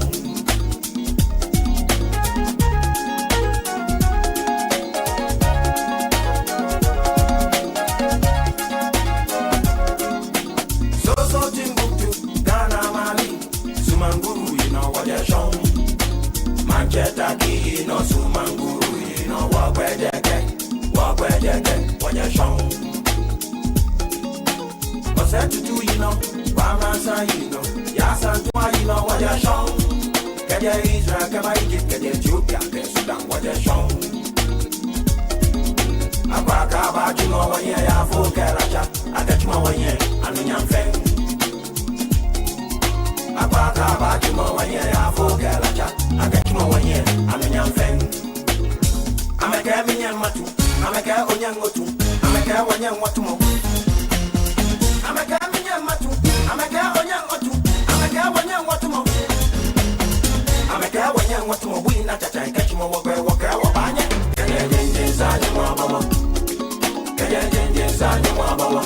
Indeed, we've come a long way. We're going even further.